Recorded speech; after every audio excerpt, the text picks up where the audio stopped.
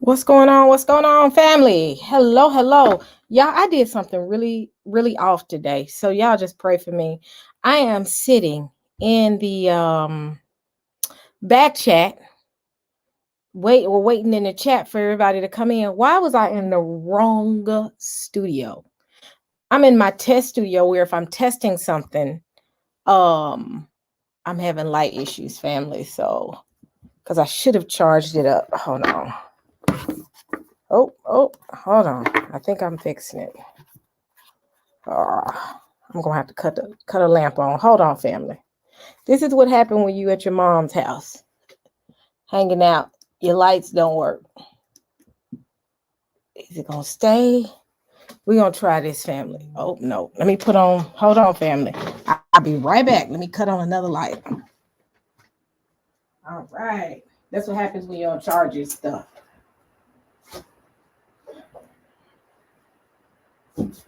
Hold on. All right. Here I go, y'all.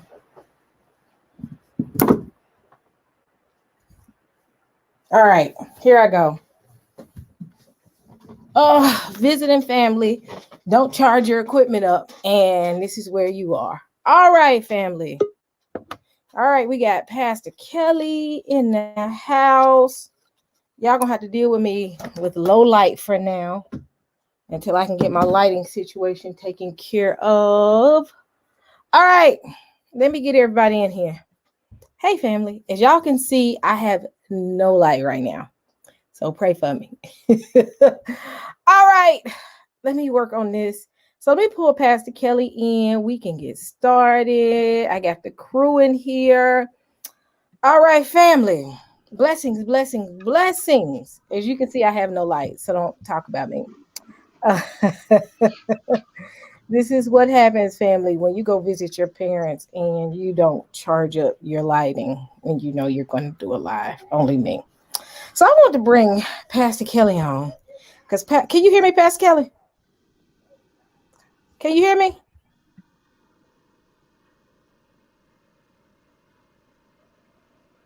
Can you hear me, Pastor Kelly? Hello. You need to come in and out because we can't hear you. I mean, can you hear us? Can you hear us?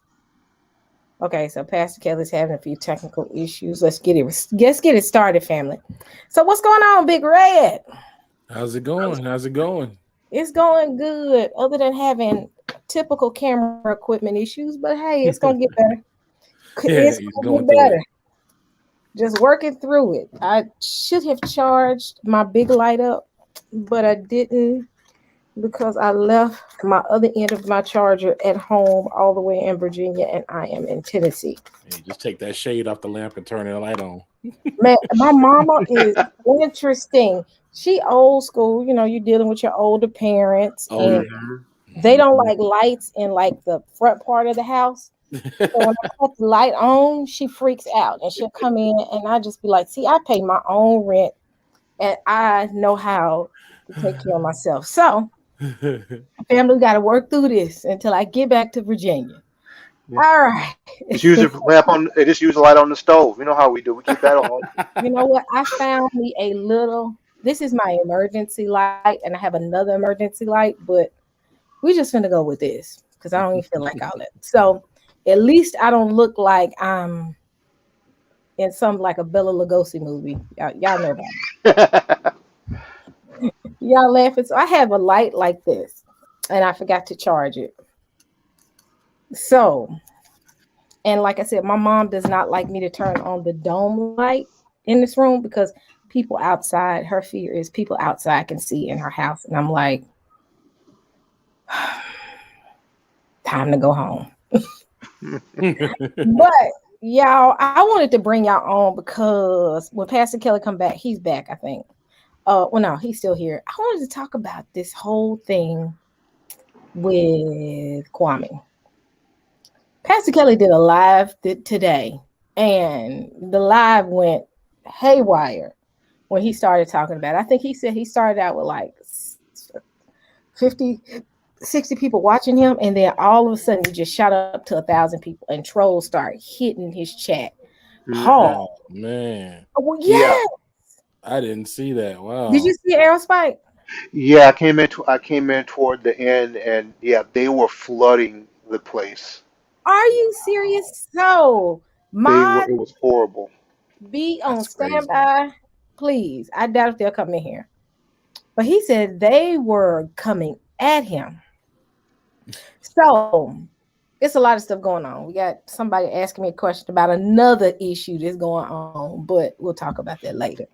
Um, so I listened to so I'll walk everybody through what I've gotten. So I got to get these names. So what's the guy's name? Steven on the Blaze, called Real quick, Steven. guys, can you guys hear me? Yes, Yep. Yes, sir. sir. Okay. The guy's name is Steven Jackson. And what's the other guy's name? I'm trying to get these names together, Saints. Stephen Well, A. it started Jackson. with you want me to fill it in or fill in the Oh, we blanks can or go ahead because I just got through watching like majority of it because it has to do with what's the other guy that he kept you calling have him Matt Barnes and you Becky have with the good Stephen hair. Jackson, Yes. and everything started. And for those that are not familiar with sports, Kwame Brown was the number one draft pick for the Washington Wizards by Michael Jordan. Mm-hmm. Remember Michael Jordan retired, but then he came back as I believe it was either president or GM of the Wizards, and so he selected Kwame Brown, but he ended up playing again, coming out of retirement, and it's just a lot of layers to it. But make a long story short, um, Kwame Brown revealed that the history about what transpired in the backdrop, right, in terms of behind the scenes, that truly Michael Jordan didn't intend on drafting him. He really wanted Elton Brand and wanted to use the draft pick to trade for Elton Brand, which Elton Brand, I believe, ended up going to Philadelphia and instead of Kwame Brown going to Chicago. But make a long story short, we already know how Stephen A. Smith, for example, built his entire career basically off of Kwame Brown, off of labeling him as a bust. Granted, you have a man who was in the league for like 12 years, 12 to 13 years, Yep. earned almost $70 million. That's not even counting endorsements. You add the endorsements on it, almost $100 million. Provided for his mother, his family. Took them out of living a hard life to living a much better life. But Stephen A. Smith railed on him, called him a bust, to the point that even not Jalen Smith, but Jalen Rose tried to, you know, let Stephen A. Smith know that, and Skip Bayless as well, that you can't label the man a bust.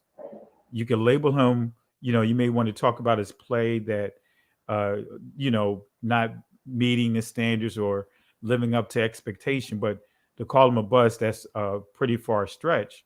But Mm-hmm. nevertheless, they overtalked him. He didn't, for a little while, he wasn't on the show for a little while. And then continuing on with that, he was also Stephen A. Smith began to do like college tours, using Kwame Brown as an example of what not to be, basically. Wow. And mind Wow. you, can you imagine from 18 years old, you hearing all of this stuff about you? And he was quiet the whole time, literally quiet the whole time for 20 years. So he's got, he was really thrown up under the bus. But then fast forwarding up until what transpired a little more than a week ago, you have Matt Barnes and you have Steven Jackson. Steven Jackson is the guy that the NBA player that looks like uh, Floyd, looks just like George Floyd, who they called each other twins, and he was one of the ones that was, really in front of, the Black Lives Matter movement out there because of what happened to George Floyd. I'm not sure if you guys remember that, but so Steven Jackson and Matt Barnes, they have a podcast called uh, All the Smoke, and so they are on this show with Jeannie Buss and Gilbert Arenas. So Jeannie Buss is explaining to them what happened in terms of how they acquired Paul Gasol, right, for trading Kwame Brown. And I believe in that trade, it was also Marc Gasol that's currently playing right now for the Lakers. Go figure. But while she was explaining that, Matt Barnes interrupts her and say that basically it was only one player, basically making it clear that Kwame Brown wasn't even worthy of bringing his name up. You know, basically uh, referring to him as a nobody, right? And then he taps Steven Jackson, and he basically echoes the same thing. And Gilbert Arenas, so in a nutshell, Kwame Brown saw that, and rightfully so. He responded because here it is, 20 years later. He's been out of the league for since 2013, and now they still bringing his name up and throwing mud on it, slandering his name. So he did some videos responding back to them, right? And there was some back and forth, with some of the things that Steven Jackson has said, which wasn't cool to me. Still putting him down, saying that just face it, he wasn't a good player and all this other stuff. And then Matt Barnes called himself issuing an apology, saying that he, basically in a nutshell, uh, referring to his private parts, and I'm not getting graphic with it, but in this man's, and we just go leave it at that, and that's supposed to be part of his apology. So while that's going on, Charlemagne the God decides to jump in, right? Also, Jamel Hill decides to try to, put her 2 cents in it. It's kind of like this pile up that Kwame Brown made it clear that it was going to happen, right? He called it the ride along gang, and before you know it, we already know how that played out with Charlemagne the God, because he brought out Kwame Brown's family history that Kwame Brown didn't even know about, Kwame Brown's father, about his brother, things that he just had no clue about. And rightfully so, Kwame responded. And so Charlemagne the God eventually, well, he ended up sending him a cease and desist. He started, you know, talk bad about the man, slanderous about the man, bringing stuff about his family that even Kwame didn't know about to his show. And then when Kwame responds about going into Charlemagne's past about this situation with an underage girl, a 15-year-old girl, that he pled guilty to a lesser charge, you know, now he wants to send the lawyers to have him silence. So uh, that went back and forth. Of course, Kwame Brown, I believe, yesterday rejected his apology, you know, and then what's his name? Today I was watching what's his name? Dr. Watkins. Boyce Watkins. Boyce Yeah, and Watkins. that's where Yep. he comes into play, because Yeah. he just, you know, he's expressing how he's concerned about him using the N word and how they would take his channel down. He's nervous, but then he also says that he's doing similar to what's the guy, Kevin Samuels, you know, trying, you know, attention, and it Yes, he wasn't did. good. I thought it was very tasteless, you know, for what he did. But then what he said in that video, he said that Steven Jackson reached out to him. He wasn't sure why Steven Jackson was reaching out to him, and what could he do in this situation. And then he goes on to say that Charlemagne and the God is his friend in that same video, Mhm. that they're good friends. So just that alone, you know, says a lot. And so Kwame Yep. Brown, in his latest response, made it clear that he was disappointed with Dr. Watkins because, you know, him being in a position that he's in, an educator, would be considered his elder, saying you could have contacted me directly if you really had concerns about my channel and that type of thing, my welfare. You could have sent an email, you could have called, and if you felt like you couldn't get through, then just don't say anything. So it was so many layers to it, but basically in a nutshell, them trying to demonize, them trying to because they don't have a response for him, so they want to Yeah, demonize him. They want to focus on how he's articulating his message. They want to focus on trying to throw shade on him about a family history that has nothing to do with anything that he's done. So correct.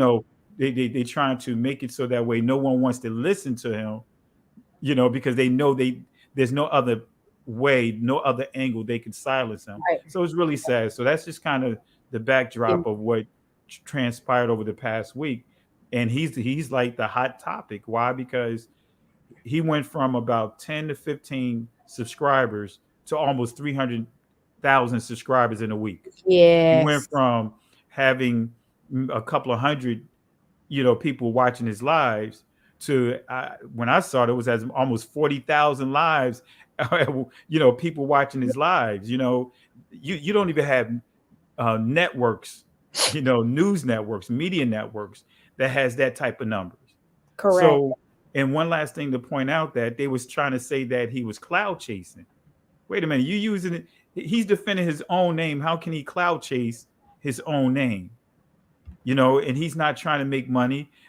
People have been sending him all kinds of monies through the super chat, and he's taking that money and putting it right back into the community. He's not Correct. taking it for himself. So just some of the things that what he actually does and just what he stands on, and how they are trying to paint a narrative of the angry black man type narrative associated with him, and the people that are doing it is our own people. Correct. And they always use our own people to come at us. What I notice about him is because I was watching a couple of his lives, and I like to look at behaviors. How has he always conducted himself since the beginning of his lives to now? He's just a down home boy. He ain't no, or man rather. He's not one of those that's about the frills, about the lifestyle. You can tell he had good intent. When you hear about his story of when he was a child, he was homeless. His father was in prison for beating a woman and then burying her alive. So he was in prison for the rest of his life. I think that was the story.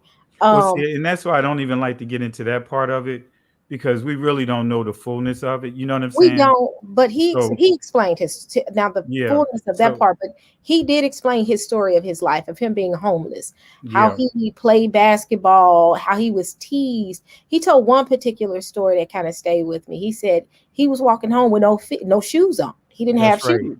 And he played basketball against this guy and with no shoes, and he had such thick calluses on his feet that he beat the dude and took his shoes. Yeah, He didn't have anything, and he was a young man that worked from nothing to where he had something. And because of that, he had a level of humbleness, and he took what he had, didn't take advantage of it. He took what he needed out of that industry. He took the money.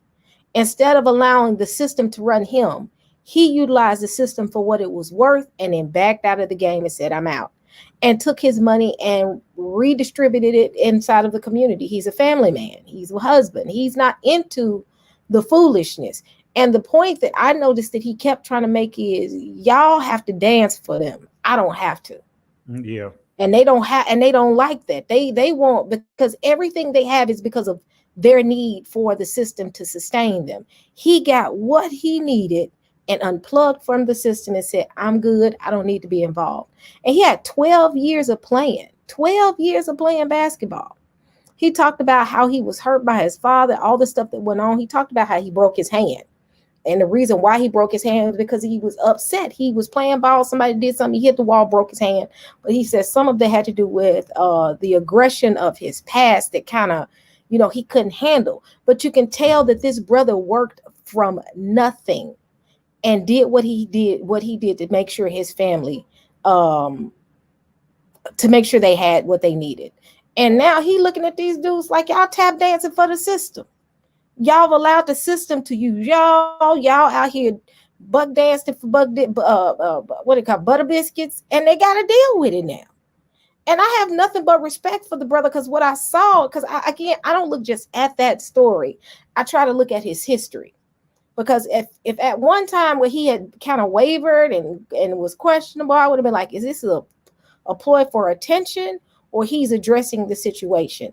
And the more I listened to him, the more I realized, I said, oh, he one of those dudes. He addressing the situation. He ain't not playing no games with him. He gonna say what he got to say. He gonna move on. He said, I said 20 years and watch y'all do this silently, and y'all coming for me. So now he like, whatever, we can do this. And what's so funny is he one of those like, we can go here, because he for real, from what I got, he a dude that his word is bond. So that's my take on it.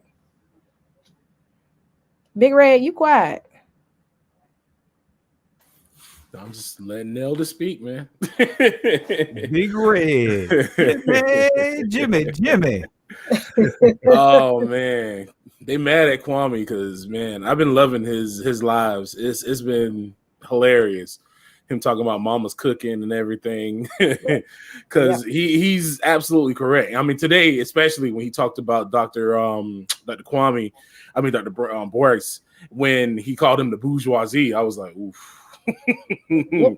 I was like, oof, because it's. I'm glad this is happening, because this is nothing but really y'all.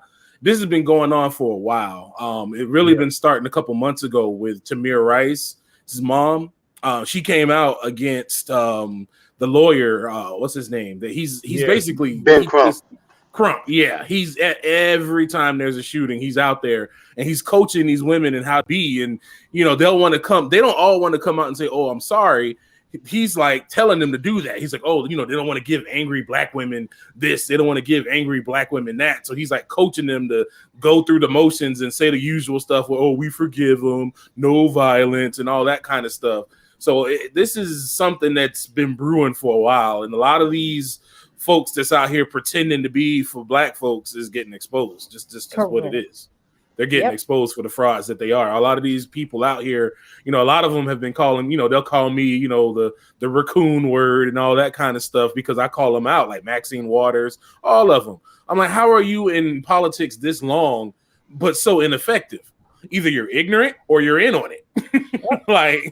And either one is nothing else to be proud of. The woman that runs Chicago, she's she says, oh, I don't like white men and this, but she has a white woman as her spouse, and she pretty much created the situation in Chicago.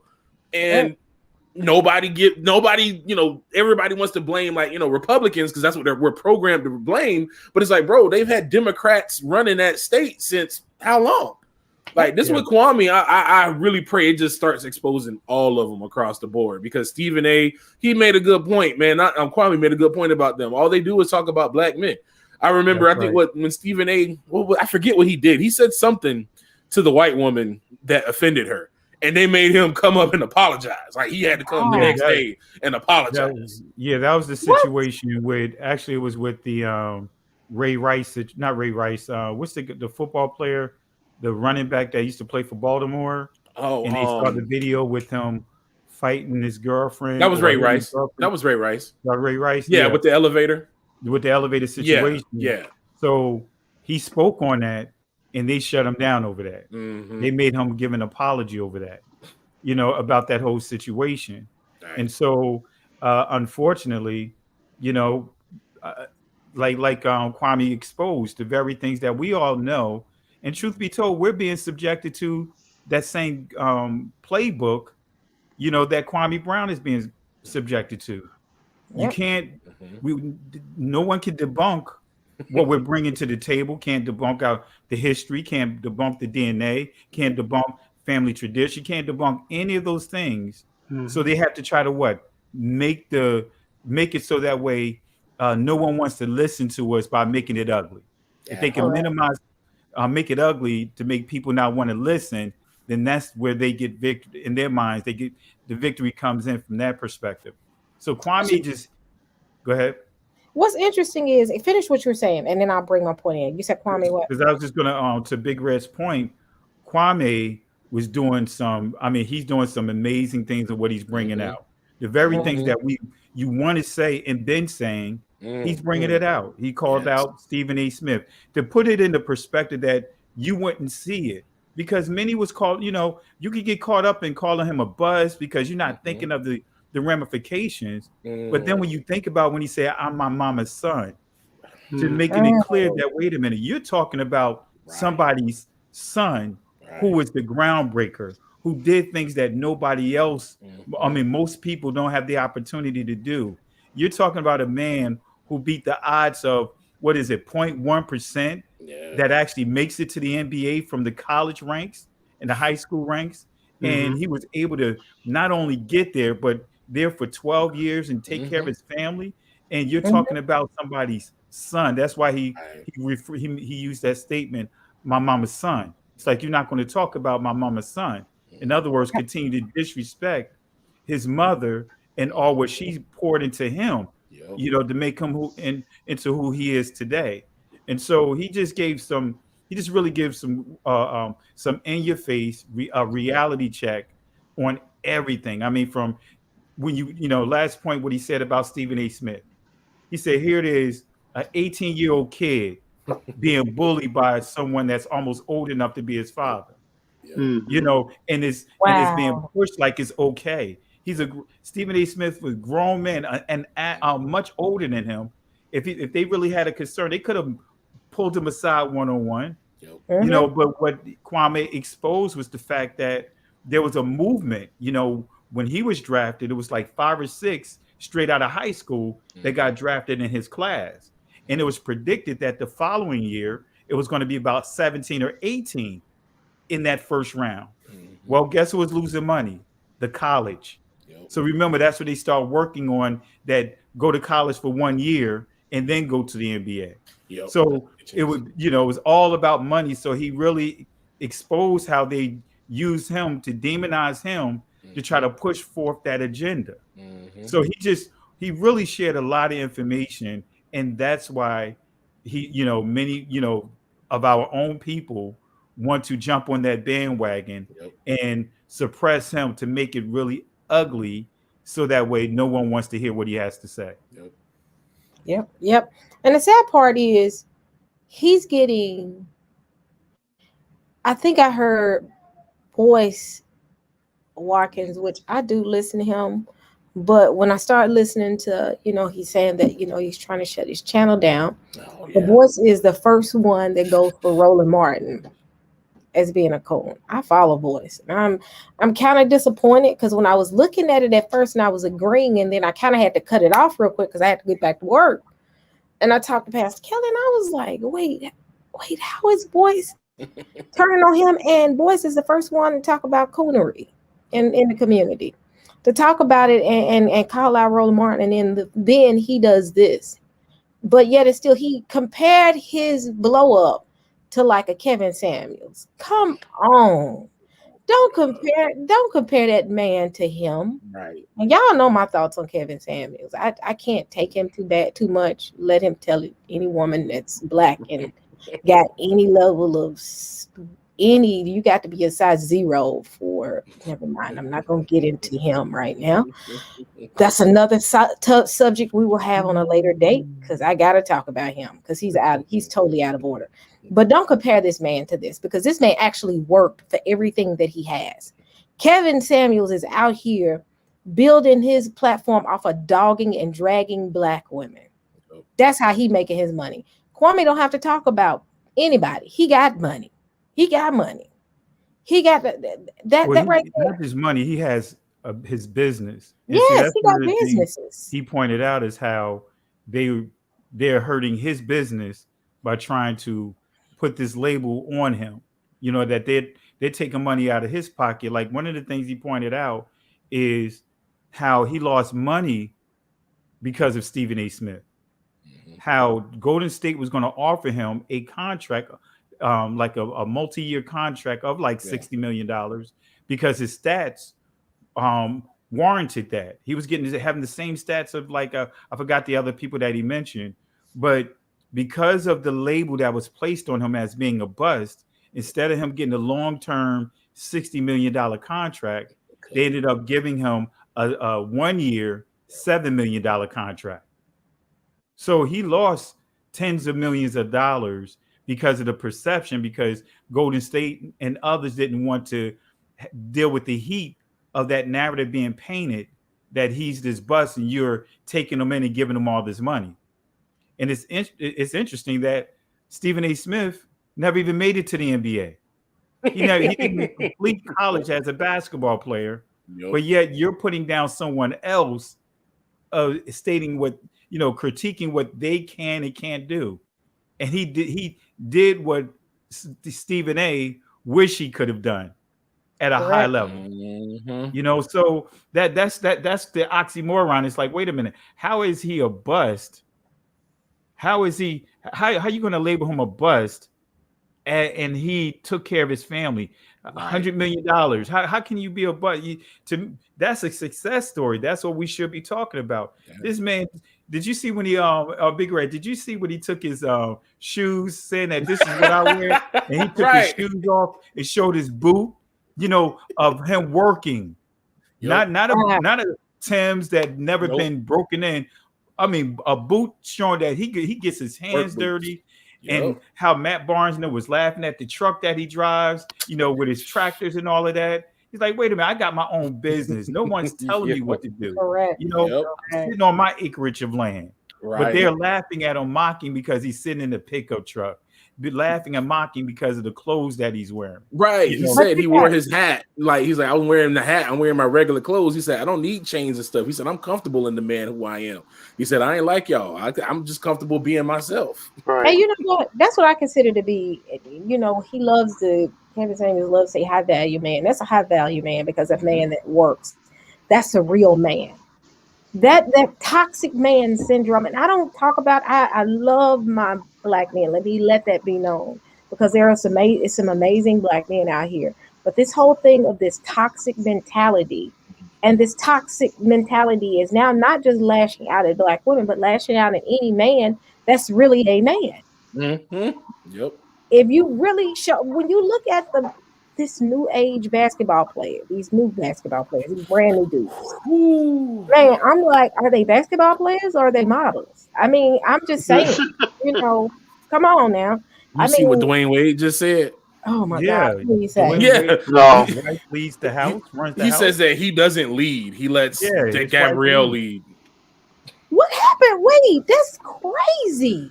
Yeah, what, about 3 days ago, 2 or 3 days ago? Yeah, they came out. I mean, it made sense. She wears the pants literally.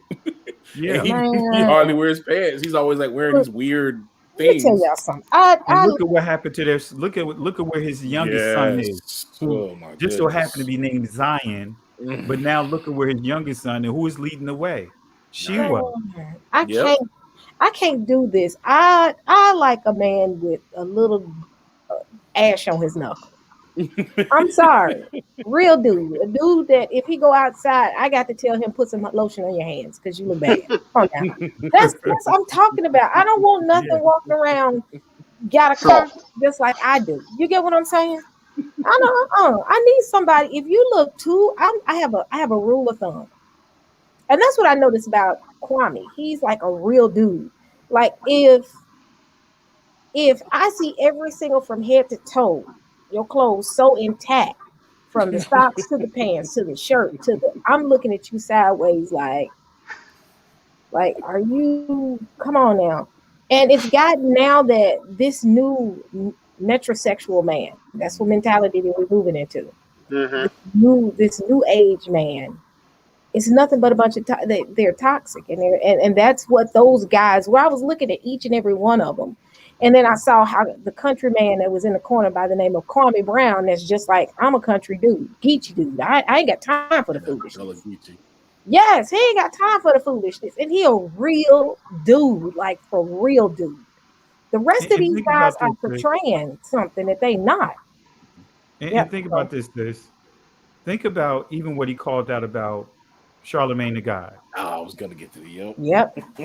I mean, I remember I had to talk to our assembly about him because he has images behind him with two men, one, very graphic and nasty, disgusting. acts going on, Wow. doing other things that he would do on his show, throwing. Uh, anyway, we're not trying to Yeah. get too graphic with it, but do you know if we did that at our place of work, we would be fired? Mhm. That'll be sexual Yeah. harassment. So how is Mhm. it that he's still employed? How is it that he pled guilty to a lesser charge to delinquency of a minor who is 15 years old? Right. And when you look at the court cases, all Mhm. drugging this person and Mhm. laying with this 15-year-old girl who parents Wow. trusted him, Yep. but yet you have Bill Cosby in jail. I mean, not in jail, he's in the pen. He's going to die in prison, Mhm. Yep. Wow. right? You got what's his name? Weinstein. Weinstein. Harvey. He's Yep. still out. But you Yep. have Bill Cosby locked up, Right. but you have this person who pled for drugging a minor. And I did some search on him too, and you see how he's even said that he rapes his own wife. He said he raped his Yeah. own wife He did before. say that. Wait a minute. Who said this? Go back. Charlamagne Rewind. Charlemagne God. Charlemagne. said that. Charlemagne. Yep. Yeah. He's gross. He is But absolutely the worst. you see that the Oh my person that's being made gosh. into a trying to demonize is Kwame.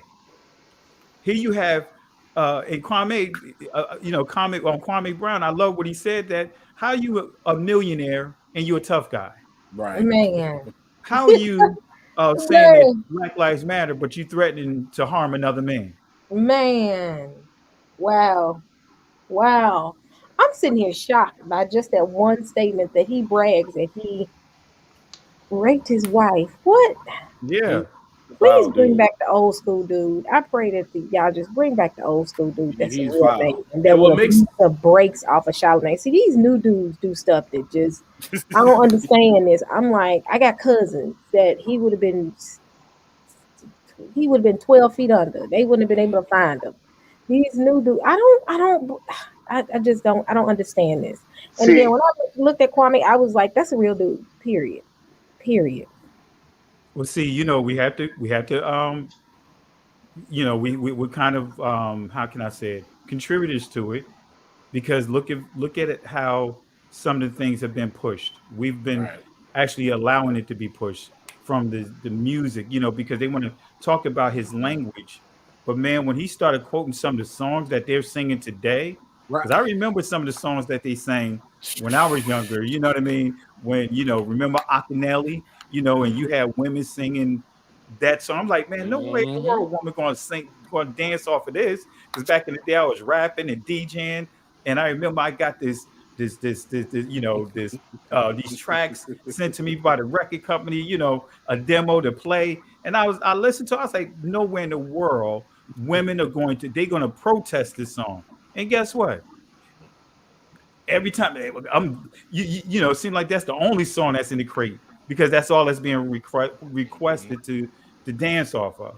But now there's songs out there that's just as gross, Way worse. and he pointed that out. So they want to talk about his language of cursing, and of course using the N word, and I'm not saying that I'm, that I'm condoning it, but at the same time, listen to what he's saying. Right.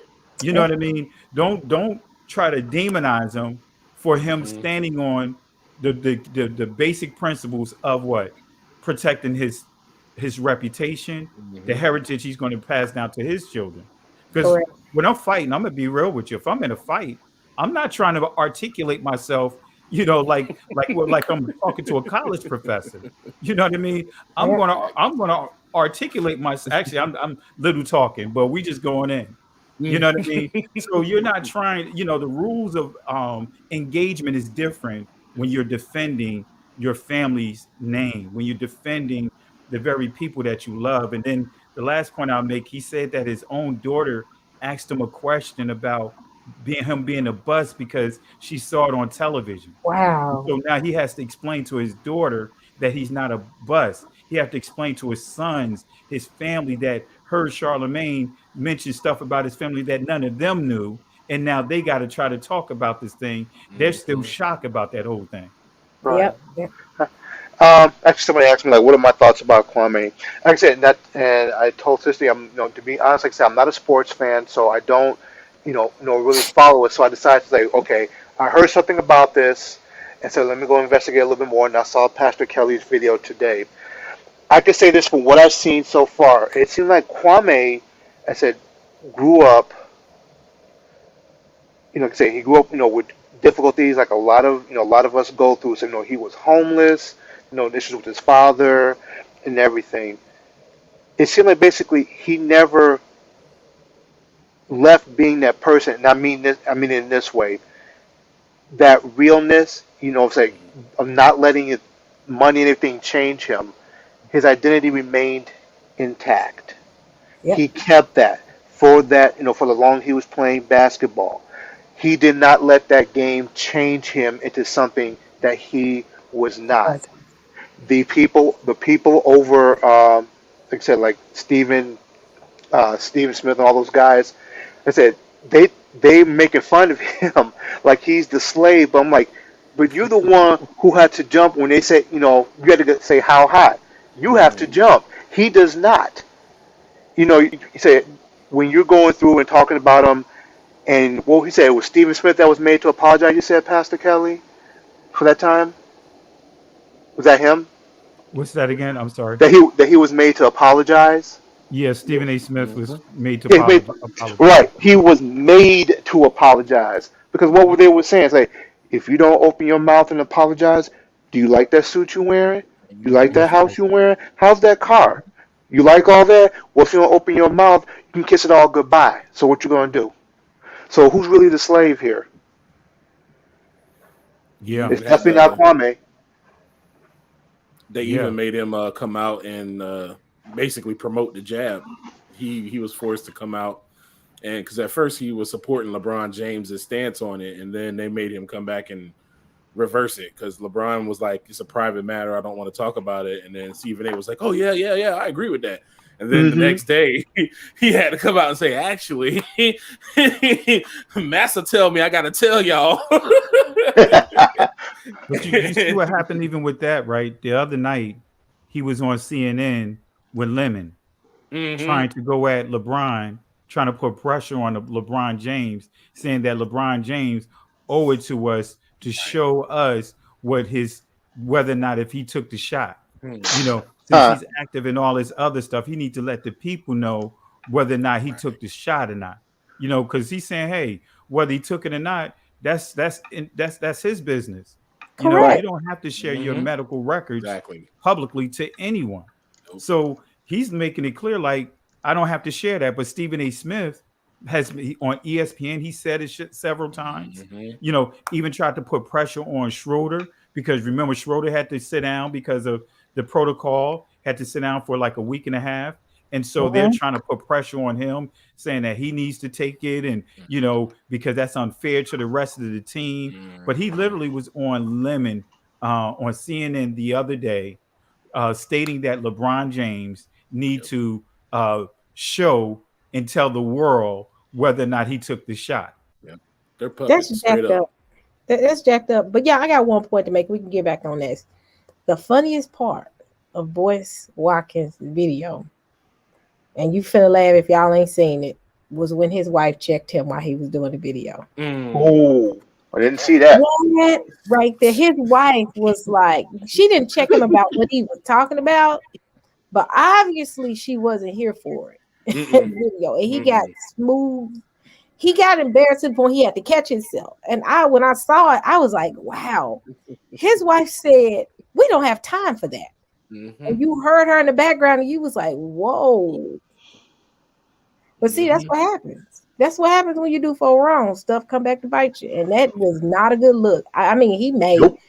people may still, people still follow him, but it's just like, it wasn't because of the statement, it was because they had something to do. And I was like, see, y'all see, when you don't do right, right don't come around with you. You can't do right and expect right to come with you. Thank you, Sheila. Thank you, Melinda. And thank you, Sister Nitz, for your super chats. But He was sneak dissing on Kwame hard. He did it in a way. he did it in a way that was so slimy and so grimy that Correct. I just lost all like I didn't have much respect for him because to me all the so-called black leaders that are here now are trash because all the ones that are good end up dead. I feel like Yeah. the last really good one that we had that was rising up to be one was Nipsey Hussle because he was the one coming out saying we don't need LeBron Jameses, we need more Elon Musk, and he was building STEM centers in Compton and in the hood, and they can't have that. But what Boyce was doing was he did it real slick. He kept calling Kwame a populist. And then he Yes. started bringing up January the 6th and Yes. Trump and all of this. He didn't outright call him that, but he just brings it up and then like lines him up alongside with that imagery. And he did that a couple of times with putting him together with like this negative imagery and like imagery of craziness and all this stuff. And I'm like, bro, you stop it. You talking out of both sides of your mouth right now. And then you're defending Charlemagne. That was the thing that got me. I'm like, you're defending Charlemagne? That's your friend? You're defending that dude? And like, I don't care if you're my friend or not. If you in some nonsense, I can't defend that. Right. Like, I can't say I got your back after you just went and stabbed 5 old ladies. Like, no, I can't have your back in that. But nah, he was very grimy for what he did. That whole populist thing that he did and trying to like align him up with Trump and try to say like, he's one of the ones that's like those, I call them like those liberal black folks like that. Both sides have like their tokens. The right has Candace Owens and Whitlock and a few others, and then the left has dudes like Boyce, where they'll play those little lines like, oh yeah, I'm all black power, I'm all this and that. But then when it suits them, they toot the horn for white supremacy and what's going on. They say just enough. They don't say too much to get out of pocket. They don't mention anything. They just toe the line of what they got saying and what they got going on. And what's amazing, like what I shared with Sister E earlier, is when I came on the live, all of a sudden, and see, this is where you really understand algorithms, because my channel, they started shadow banning my channel, to where so normally I average about 150 to 200 people on my lives, and suddenly now I'm averaging 40 people on my lives. Normally, I'll have within a day at least 2,000 views, but suddenly I have 300 views. You know what I mean? And so here it is. I decided driving home from my daughter's award ceremony. It's like, well, let me do something on YouTube. I never did a direct live from my phone. So I was like, let me go ahead and do a live and talk about this situation. So all I know, within if that 45-minute period, it went from about 30 to 40 people. I'm like, okay, got back up to my regular numbers to, 150 to 200 people. And before you know it, it's almost 1,000 people. I'm like, wait a minute. And then it was a lot of trolls in there. So y'all have to understand this, right? There's algorithms that are there designed that when you say certain things or you type certain things inside your description for your video, it's going to bring forth a certain crowd. And if you notice, if those that were there watching what was going on, there was a lot of trolls that was coming up inside the chat. Here, like I said, how do you go from having 40 live people watching you live to now you have almost 1,000 people watching you live over this discussion right here? Yep. My thing is this, that kind of messed me up because I used to be Boyce Watkins fan because I liked a lot of stuff he talked about. And when I heard pieces, like I said, of what he said today, I was kind of, busy, and then I kind of got back to listening to everything. And then that's what you told me, what you said, Pastor Kelly, about him making a statement and trying to be slick with it. And I went back to listen to some of it, and I was like, boys, come on. I lost a lot of respect because again, you talk about Roland Martin like a dog. You spend hours dragging Roland Martin, dragging him.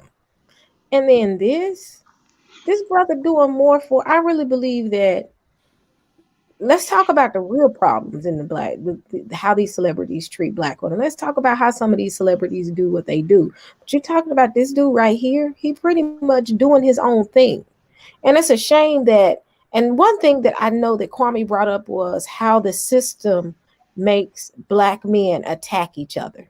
Hmm. Yeah, And that's slave. That's plantation. correct. Absolutely.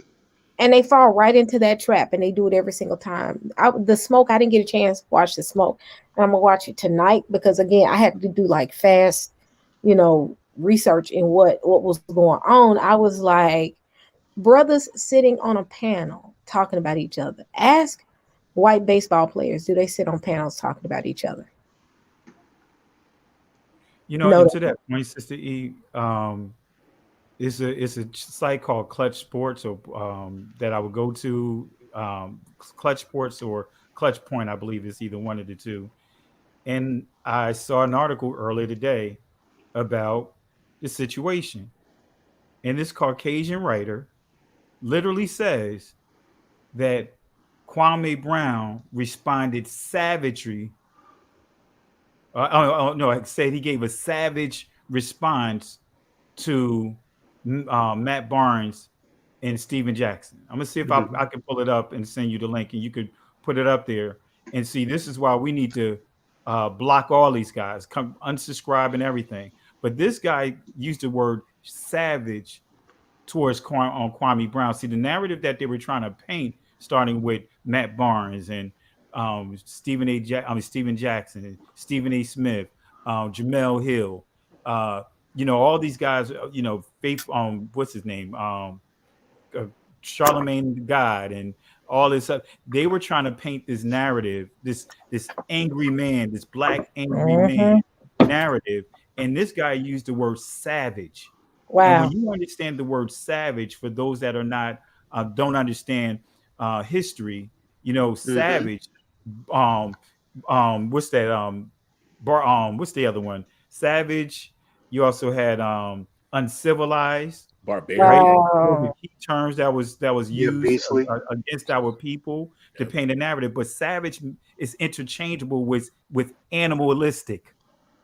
So they Hmm. painted that narrative that Kwame Brown was behaving in an animalistic manner to these guys. So still pushing that narrative of, yeah, there it is, barbaric. I see someone put that up there. So you had barbaric, you had beast, and when you start studying history, Christianity called us beasts, Catholicism called us beasts, Wow. Judaism called us beasts. They were saying that we were created on the fifth day. You know what I mean? Mhm. And that's where they get the term Negro a beast from. Wow. And that was all through the church. That's why they say we was cursed to have this melanated skin and all of that. So, Right. but just to that point, I just thought I'd just share that aspect of it, just some of the things that, to your point of them trying to put us against each other, and at the same time put down what how we should be protecting ourselves, protecting the community, how we should be standing in the gap for one another, how we should build up sources. Because I too used to listen to Dr. Boykins, because he gives a lot of great information about investment, and then also he's friends with, and I talk about him a lot, is what's his name, Dr. Claude Anderson. And guys, I Mhm. said, if you haven't heard Dr. Claude Anderson, he taught a lesson called inappropriate behavior, and everything he said, his friend Dr. Watkins fall right up in that line. You know, Mhm. Charlemagne, all those guys fall right up under that line. So we should be unsubscribing from the Breakfast Club. We should be unsubscribing from all these different media outlets that's insulting our people. But with that being said, Sister, I'm gonna see if I can get that article, and I can share with you guys, and start making your presence known. Make it known, like Kwame Brown is starting that, like Big Red pointed out, that we're saying enough is enough. We're not going to sit here and continue to finance and support this delusion. Correct. Hmm. And the thing is, you can go ahead and make your point, Arrow Spike. I can wait. Oh no, no, no. Go ahead. Go ahead. Now I was trying to remember what point I was making because I'm watching this chat as well. Mods, please be alerted Um, ah, I can't think. I can't think about it. Go ahead and make your points. It'll hit me in just a No, second. no, I'm just saying. I was just thinking about again with the narrative of the savage, the beast, the Mhm. uncivilized person. And saying we've seen those like even like in ads. I don't know, maybe what 5 years ago they talking. There was also if it was a cologne or something like that. It said become civilized, and there was a picture of a guy. All of a sudden he was like clean cut, but on the side you saw like a mask that like a big old afro, big nose, basically like a black person. He was saying basically take off your uncivility, put that to the side, and become civilized. I remember that was a controversial, and the one that I remember seeing it was LeBron James carrying a white woman. I think it was called The Beauty and the Beauty and Beast. the Beast. Beauty Yep. and the Beast. Yep. Wow. Right, and so that's why they always try and promote that image again, like the savage, the beastly black person, like, oh, don't let them become angry. And so that's why I think Ben Crump is always talking about, well, we don't want you to be the angry black woman. Yeah. Bust Exactly. all that. Somebody just took my child. I'm gonna be angry. I Man, they kill me with that. Yep. Yeah. And so like I say again, so it's always about the narrative that's being pushed, via image, and like I said again, and these guys, Steven and all of them are apparently being the gatekeepers of that still. Mhm. Yep. Correct. This Correct. is also why I always, especially our people, because I was raised under that the same thing like most all Hebrews. No, we were all raised to be Democrats and hate the Republicans. They're the ones that's the racists and stuff, but not knowing that really both of these parties are trash.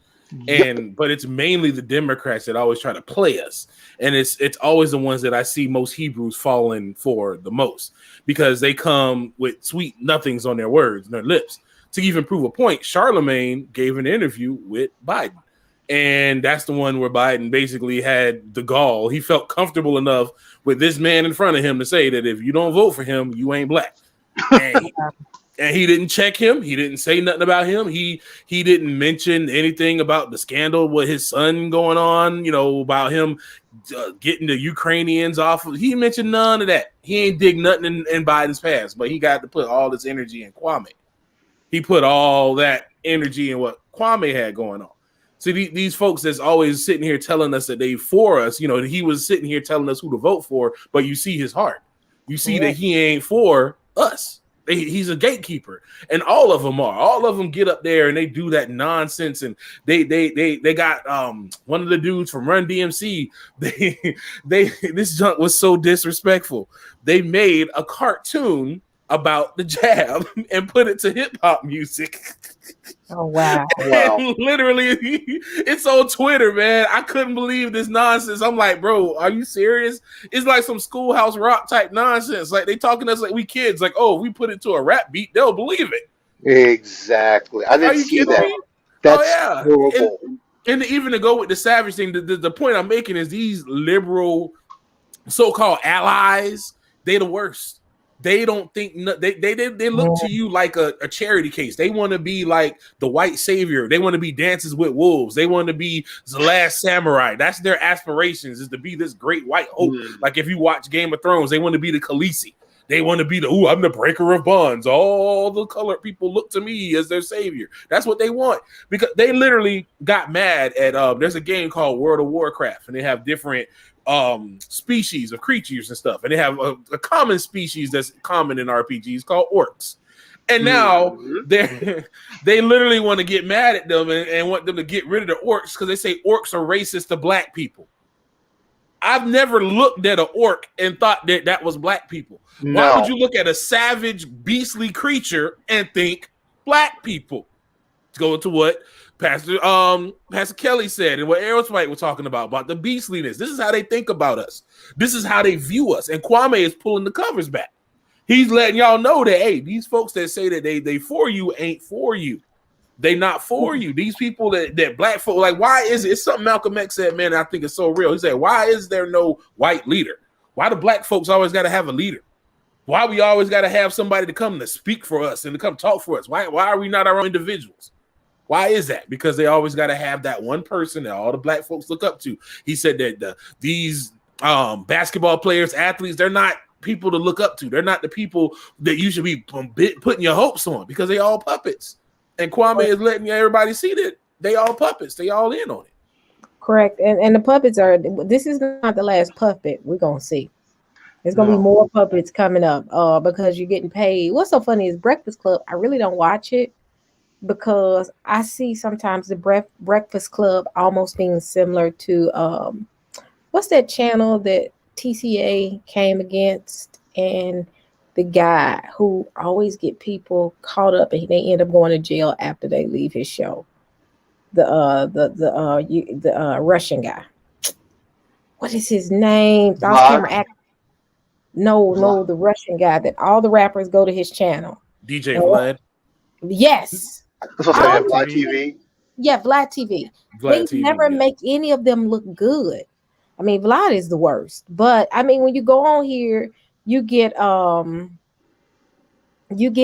this, coming after the people, coming after. They try to find the most horror. They find the worst image possible at times, because when they do bring good people on, you do get good, you do get the bad.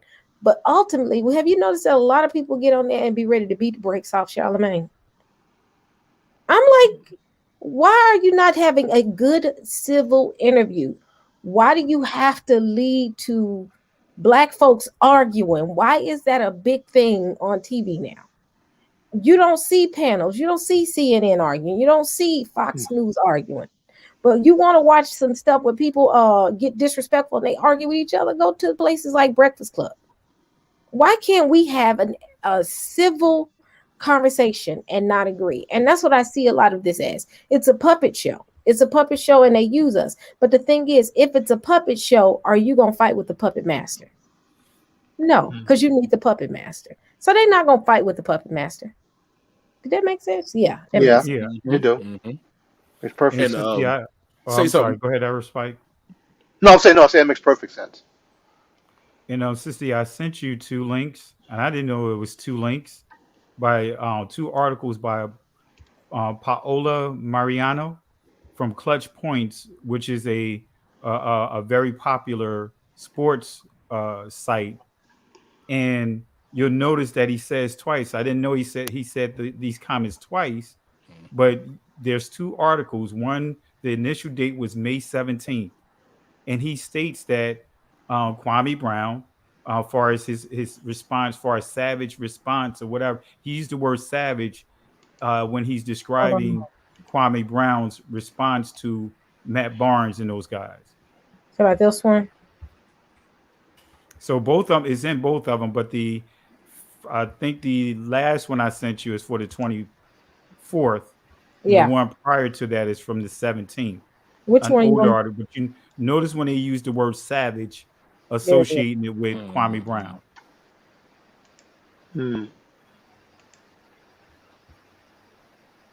Yep. Everything has to be savage with us. Mm-hmm. Let's talk about And I Fox was going to News. say, if you let the people see it, like enlarge it for the people on your screen, if you could share it, just so that way the people can get the illustration, because sometimes when you say certain things, it doesn't resonate until you actually see it. Correct. And they can see. I showed it for right here. Yeah. It says Brown posted on YouTube a savage response. Yeah. And then it went on to say, look at what it says about him. Like an exhausted UFC fighter, desperate to land a knockout blow. You know what I mean? You see the term, the buzzwords that he's using here. Yep. And to describe Kwame Brown. And if you show the other article, you'll see the same thing. Yep. But I would just say, just to show it, just so the people could see. And guys, we have to do like our ancestors, did in the 50s, the 60s, when they said enough is enough, and start really truly protesting, saying enough is enough. Where is it? Let's see here.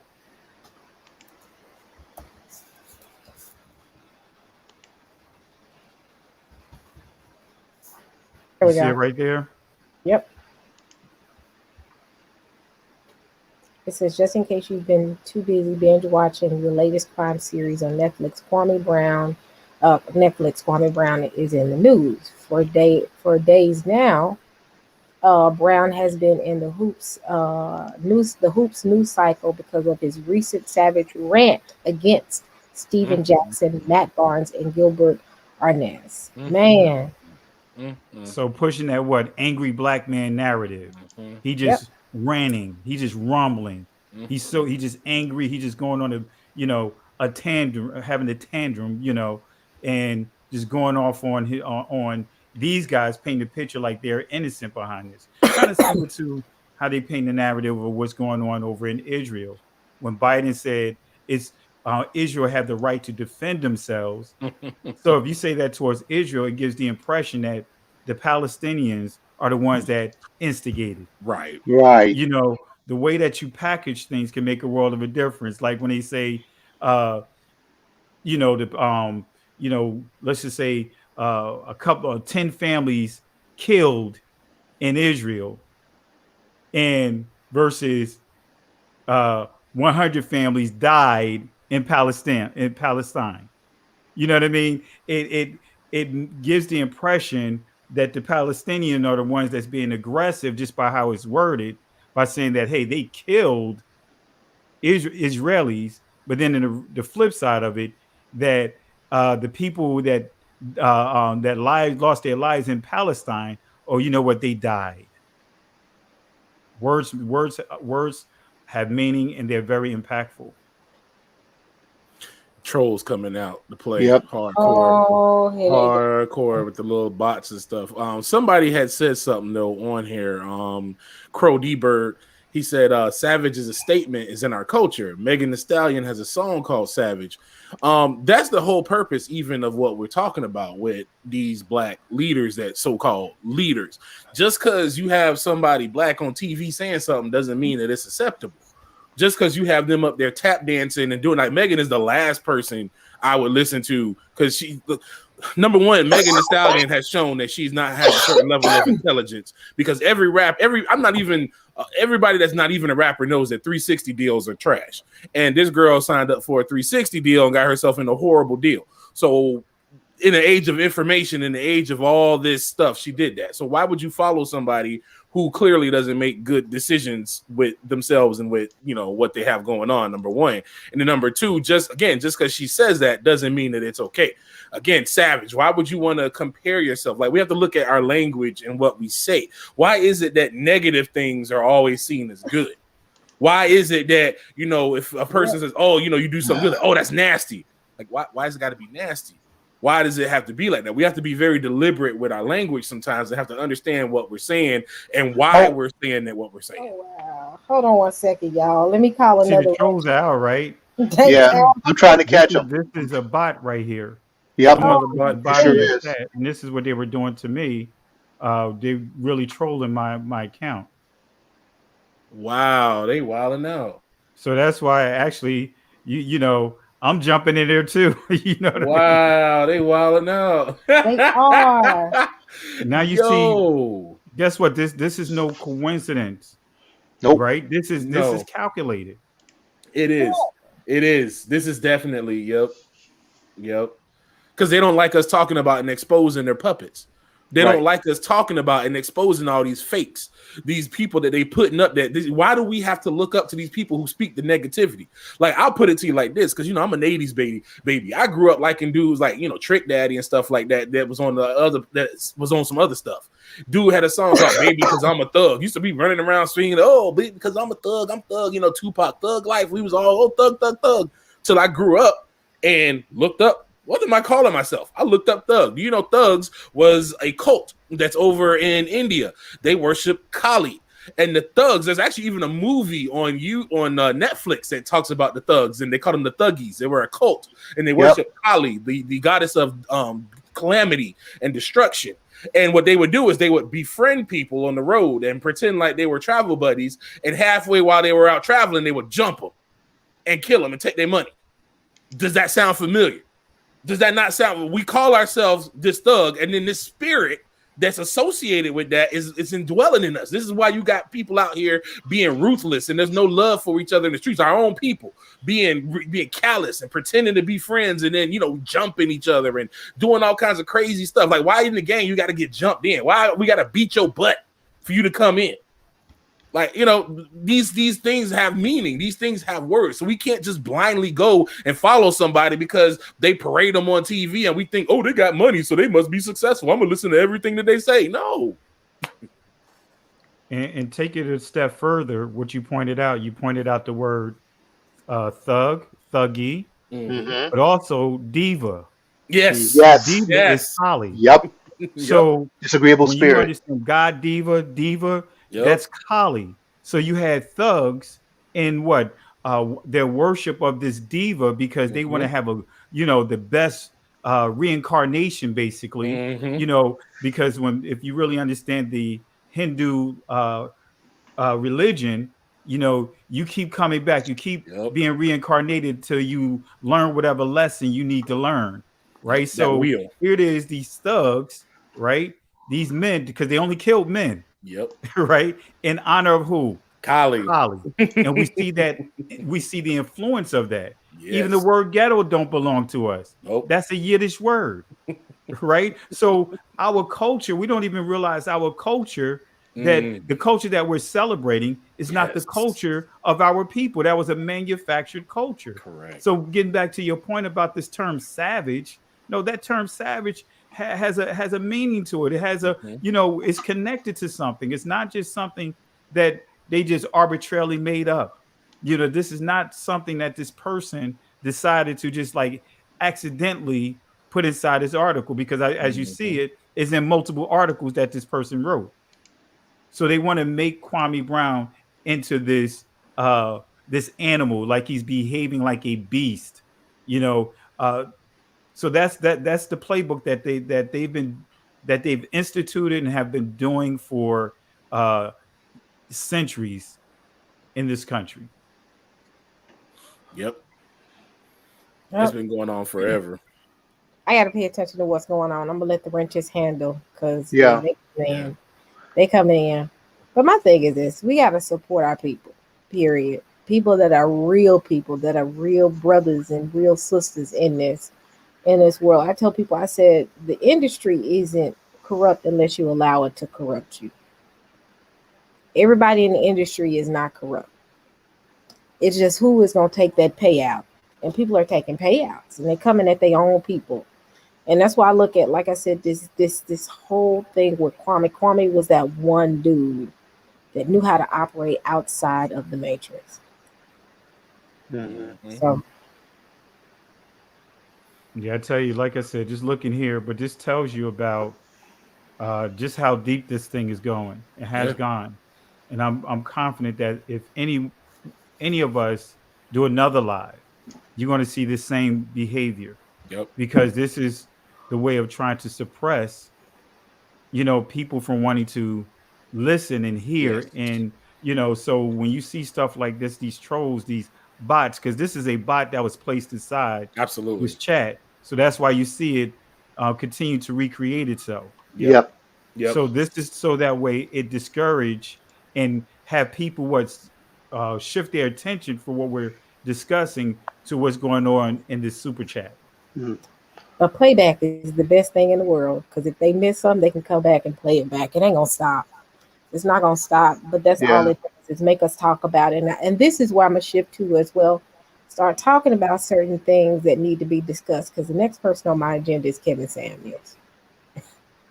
I've been nice. I've been playing nice, but he's dividing the kingdom even more. And we gotta call these coons and these boule people out for who they are. And that's the mindset that I have. I can't call out people in the UA community and then let Kevin Samuels just run free and rampant. I just can't do it. Well, Sister E, the key is one thing my grandmother always said, that a person can't do anything to you unless you allow them. You know what I mean? And as a community, we've allowed so much, so many behaviors to just be okay. We just go with the flow. we as a community need to start coming together. We need to start saying enough is enough, that we're not going to let this continue to happen. Just basically what we're talking about. We're going to say enough is enough. We're going to boycott these different groups that are out here that's counterproductive for our community. You know, uh, I've heard a couple of things that he's put out there and got attacked from our own community because of exposing what he's done. It's like, wait a minute. If you're talking about you believe in the scriptures, and as you pointed out, Sister, as well, the scripture tells us don't take what counsel from the ungodly. Godly, correct. Right? And what's happening? Taking counsel from the ungodly. Oh, he says some stuff that's cool that most men want to say. Well, you know what? I mean, a broke clock is right, correct twice a day, Right. but it doesn't mean I'm wearing a broke watch. You know what I mean? But where I'm getting at is we have to just start focusing on encouraging the people, saying enough is enough, because there's going to always be these guys pop up, right? Just kind of like what we see right now. You delete one bot on one, Yep. Another one pop up. Yep. We're going to always have that. But the key Yeah. is not allowing that to cause us to lose focus on the overall narrative. And that's us coming together and we choking out the weeds. Yes. Man, why folks around here saying leaving Kevin alone? All right, I know his characteristics. Kevin possibly don't like women, but I'm not gonna talk about that. Man, there's a whole article on the internet that a dude pulled up with him. It was a few years ago before he got big. He was on a radio station basically saying that black women are unattractive. They're genetically inferior, and he be out here trying to help them, but they don't want to listen. Look, there's some brothers that close your ears, Pastor Kelly. I don't want you to hear this. No, you better not curse. I'm not gonna curse, but close your ears. But it's the men out here that like women that are thick built. Don't get it twisted. Every man has his type, from the white to the black. Kevin Samuels obviously likes people that don't eat fried chicken but eat lettuce all day. That's fine. That's in his world. I'm not a lettuce eater. I like chicken. So, but yet and still, you can't allow someone to project their insecurities on you to make you question yourself, because a lot of women that call in are insecure. I love who I am, how I look. All of us got things we got to work on. I think that for health reasons, I need to do other things. But yet and still, you can't tell me I'm not an attractive woman, period. So why do people waste their time going in there and talking to someone who obviously has insecurities? This man is working on his third wife, or has 3 ex-wives, ain't paid child support, and our brothers are listening to this? Come on now. Come on, don't take counsel from ungodly. And the thing that really stood out is what he said about our women. That Big Red said he tried to take it into a scientific thing in that what he said in that interview. I have a copy of it. I get everything right. So he literally in making it simple, what he said, that our women are the worst looking women out of all the ethnic groups out here. He literally says that in terms of what the scientific quote he tried to make. But we're still supporting that. I don't care. Look, I'm not trying to would you have a thief, somebody who had a history of stealing money and broke, help you with your finances? Man, my mom said blind man can't sell me no glasses. You know what I mean? Kind of like, that's some of the things you see in the church, right? The person that's struggling with their finances, they over the offering. The person that's struggling with their sexuality, they over the single men or single women's department. You see those behaviors, but that doesn't make sense. Going back to Claude Anderson, that's inappropriate or contradictory behavior. So again, even going back to the thing that we're dealing with Kwame Brown, this is what he's dealing with. He's dealing with a network of people. It's not just one individual. It is a network of people. It is a system. So what we're seeing is we're seeing the system coming against us, coming against Kwame and others that's speaking the way that he's speaking. It's a system. But guess Man, who they have at the front of it? Our people. Yep. correct. Meritorious manumission, right? Yep. Yeah. So yeah, I just thought I'd share my little 2 bit on that. Man, that's so funny that Kevin Samuels, that dude said that don't date a woman with children and a dog. What did the dog do to you? What did the dog do to you? The dog is an innocent creature living in the house. But I mean, it's a, like you said, it's a network and a system for us to attack each other. Like I said, show me a white Kevin Samuels attacking white women. No, you won't see that. But you're gonna see a bulk of Kevin Samuels coming for sisters. Show me within the white community where you have them trashing their women. But you got Well, plenty of them in the black community that trash the women and vice versa. Show me where you see white women are trashing white men. No. But we still are trashing our brothers as well. We can't just forget about that. We gotta, as a community, learn how not allowed to make the system cause us to attack each other and project our own insecurities and problems on each other, to where we can't come together. Black families, they want to destroy the black family. And that's what I see out of Kevin Samuels. Absolutely. The black see, family is a problem. and it's not just, and that's why I say it's not just Kevin Samuels, because it's the Stephen A. Smiths. Mm-hmm. Because look at he basically what he said cost Kwame Brown tens of millions of dollars. That with the type of person that he is, he could have done more to help even more people. Yep. That he's helped communities. So it's attacking what we know is right. That Mm-hmm. strong man, that strong woman. When he mentions his mama's son, he really tells that narrative of showing you just how strong his mother is. How strong she was and the things that she's done. And he talks about his sacrifices of what the things that he had to go through, like Big Red pointed out earlier. I think you pointed out to Sister E about how he was walking barefooted. Yep. So and also there is a type of fight when you come with the territory, someone that's real, someone that just don't play, when you don't have time for nonsense, because I know I have a fight in me. You know what I mean? Mhm.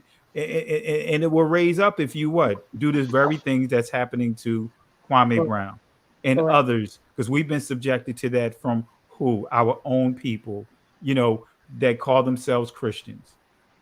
So again, and that's, like I said, I'm not trying to just hone in on Kevin Samuels, but like I said, we got plenty of that within, not just him, but others within the community that is doing the same thing. Yeah. There's a reason why he has a following. There's a reason why Charlemagne the God has a following, right? Because he's not the only one that's behaving that way, preying on young girls in our community. If we want to be Mhm. real about it. We see pastors happening all the time. Messing around with some young girl, molesting some young girl in their ministry, having babies with somebody within their ministry. Look at what happened to what's his name down in Jamal Bryant. Yeah. Jamal Right. Bryant got a underage girl pregnant, but guess what? He's still pastoring. Got her Wow. Mhm. pregnant, had a baby with her and everything. Was sleeping with her when she was 16 years old. Yeah. She was young. Man, 15, didn't hear 16 nothing years about old, that. and she wasn't the only one. And Yep. look at it, he's pastoring. Ravi Zachariah. You see what I mean? So Hmm. it's right across the board. So people going to do what they're going to do, but we have to become more watchmen and calling these things out, and not just calling it out right across the board. We can't Yep. let no one off the hook. So if we're going to call out one person, let's call them all out.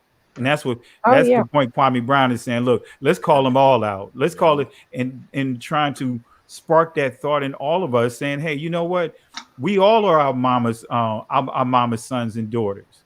And of course we put our dads up in there too. But we want to make a point that we need to start being more proactive, not reactive to situations, and Mhm. protecting our culture, protecting who we are, and not letting other people outside our communities try to tell us and correct us. Right. Y'all can keep talking. I gotta unblock someone. Somebody got blocked from the channel. So yeah. Oh, I found a spot. Y'all keep going. No, it's I'm really it's interesting seeing how the narrative is changing. They're literally trying to erase women right now and what it is to be man and woman, really, at this point. And it really just makes me think back to, in the beginning when, y'all said that there'll be enmity between the woman and thy seed and his seed. It's like we still see it to this day. They hate it. They just hate women, man. They hate women being like, even on a feminine scale, like if a woman wants to be feminine and stay home and take care of her kids, they trash her. And black women just don't get no love in any way, form, shadow. Like that's the perfect target that everybody loves to run to. And I'm like, why? There's so many dudes that's supposed to be, these male examples. And all they do is sit there and just trash black women. Oh, you're this, or they're beating. That word beastly comes up. And I know there's one dude, he calls them beasties.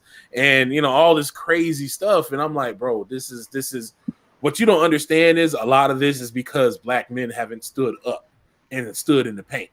A lot of this is because they've had to take on that masculine energy because, yeah, we had our issues that pulled us out, but there were some issues that men just aren't stepping up and being men. Now you got these passive behind, guys that I literally see guys now that tell me that it's okay for women to propose and they will want their girlfriend to propose to them. And I'm like, who raised you? Like, where y'all come from? That's plantation behavior. Because when if you read some of the slave narratives, and there's some sad narratives there on how our women were being treated then. Yes. I remember one of the narratives that I read was how the master told all the women on the plantation that anytime this particular mandingo per se wanted to sleep with them, they had to do as he said do. And so he was going around telling the women, look, I want to lay with you. And they refused. You know what he did? He went and told the slave owner that the women don't want to sleep with him. And guess what the master did? The master went and laid with the women himself and then told the women that they are going to sleep with him. And if they hear anything contrary, that he's going to further punish them. Man. So many of the brothers were ratting them out. And this is when you start really understanding like the breeding. There's several books on how we were being bred like animals. Yes. But you'll see that a lot of this is plantation mentality, Yes. From how we talk to one another, how we sell out one another. Remember in the Road to Savannah, how I shared the throw your hands in the air. That's actually from the plantation. Make some noise. That's from the plantation. Crazy. We're still exhibiting behaviors from the plantation, but we just don't understand that a lot of our behaviors are rooted from the traumatic experiences that we were subjected to from the slave trade. And what we see today is what was going on back then. We just see the seeds of that germinating. Yeah, it's true. I mean, we even see how what's her name? She's bleaching her skin now. Little Kim. Little Kim did it a while ago, but what's her name on the tennis? Serena Williams now. Like, what? Oh wow! At first they said it was just the camera and how it was. So I was like, okay, well maybe it was the flash, maybe. Although I know, because I do film and stuff, photography, and I'm like, that's not how that works. It's not gonna do that. And then I seen another image of her, and she was talking about how she was experiencing racism in tennis, and yeah, I seen it clear as day. Her skin lightened up. She looking like me, and I'm like, no, she wasn't my complexion before. She was very much a dark and lovely lady before, but now it's I hate it because and I feel sorry for her because I understand where that's coming from. You got to understand where she's at. She's been in that public light. She's doing tennis. She's over there in France. She's over there in England and all of them. They foul. And she's been getting all this mess all her life. And now, she's married to this dude, like that. So it's a mental thing and it's a messed up. And it really saddens me, man. My heart goes out to her and all the other people that do that. Like in Jamaica, they use a cake soap and they be, doing the whitening and stuff like that. Like it's like Pastor said, this is all leftover stuff from slavery. Because I remember a teacher telling me in 6th grade, I'm a young child and I'm in 7th grade. And she goes, looks at me. She goes, "Oh, do you have any white in your family?" I'm like, "No, not anything immediate." She goes, "Oh, it's there. You don't just get light like that." Now imagine what that did to my brain, as a Yeah. young kid, and what her saying and trying to put in my head, like, "Oh, you're not black enough." And if it weren't for y'all, I would have been out here overcompensating like most of these other young dudes do, because that colorism crap comes in. Oh, you light skin, you soft. They play about it with memes. They show prints and how light skins do this, or dark skins do. I don't play those games. I'm like, I don't do that, because I'm getting that slavery mentality out. There's no us and them. It's us. It's all of us. We in this Right. together. It ain't no all that colorism stuff. No, I ain't with that. Yeah, I Correct. mean, Go ahead. Go ahead. so, but, no, no, no. I'm sorry. I was saying because that's what Spike Lee addressed back, on School Days. But they, the Wannabes and the J-Boos, addressing colorism and all that sadness. I remember my mom used to say, like, when I came in from the sun, playing from outside, and she would think, I don't know if she would realize what she was saying. She's like, "Oh, you so black," and I'm a dark skinned person to begin with. But it's like, again, she grew up in the old South, and so that whole light dark mentality, unfortunately, was part of her reality growing Yeah. up. Yeah. It is. Yeah. Yeah. It is. I'm agreeing with But you you. know what, too, and I had to. It's a issue within our community as well. Because truth be told, I didn't get compliments on my skin complexion until I went to school out in Tulsa, went to college, and guess who it was from? Someone that was not from our community. That's You know, crazy. I used to get all kinds of, be the butt end of all kinds of jokes because of the texture of my skin. I even, I remember a few times when I was in the military overseas. I was told that, hey, you're a very handsome man, but you'll look even better if you was light skinned. Oof. But when you think about this, right? Think about what I shared about Dr. Doolittle. See, a lot of those stuff starts in a lot of the narratives of propaganda. Remember in Dr. Doolittle, in one of the stories, you had a black prince wanting to marry a white prince. So Dr. Doolittle bleached his skin so that way he can look white in order to win over the white princess. Wow. That's the mindset of every princess as you growing up. My daughter made a point. She said this, and I know y'all we just shift subjects, but hey, this is where we are. Roll with us. Um, we always had we had white princesses and on Disney, and every little girl watched the Disney Channel or Disney movies. I did as well. From your Cinderellas to your Snow Whites. I remember when they first made Cinderella black by way of what Brandy, and by that time I was almost grown. I was a teenager.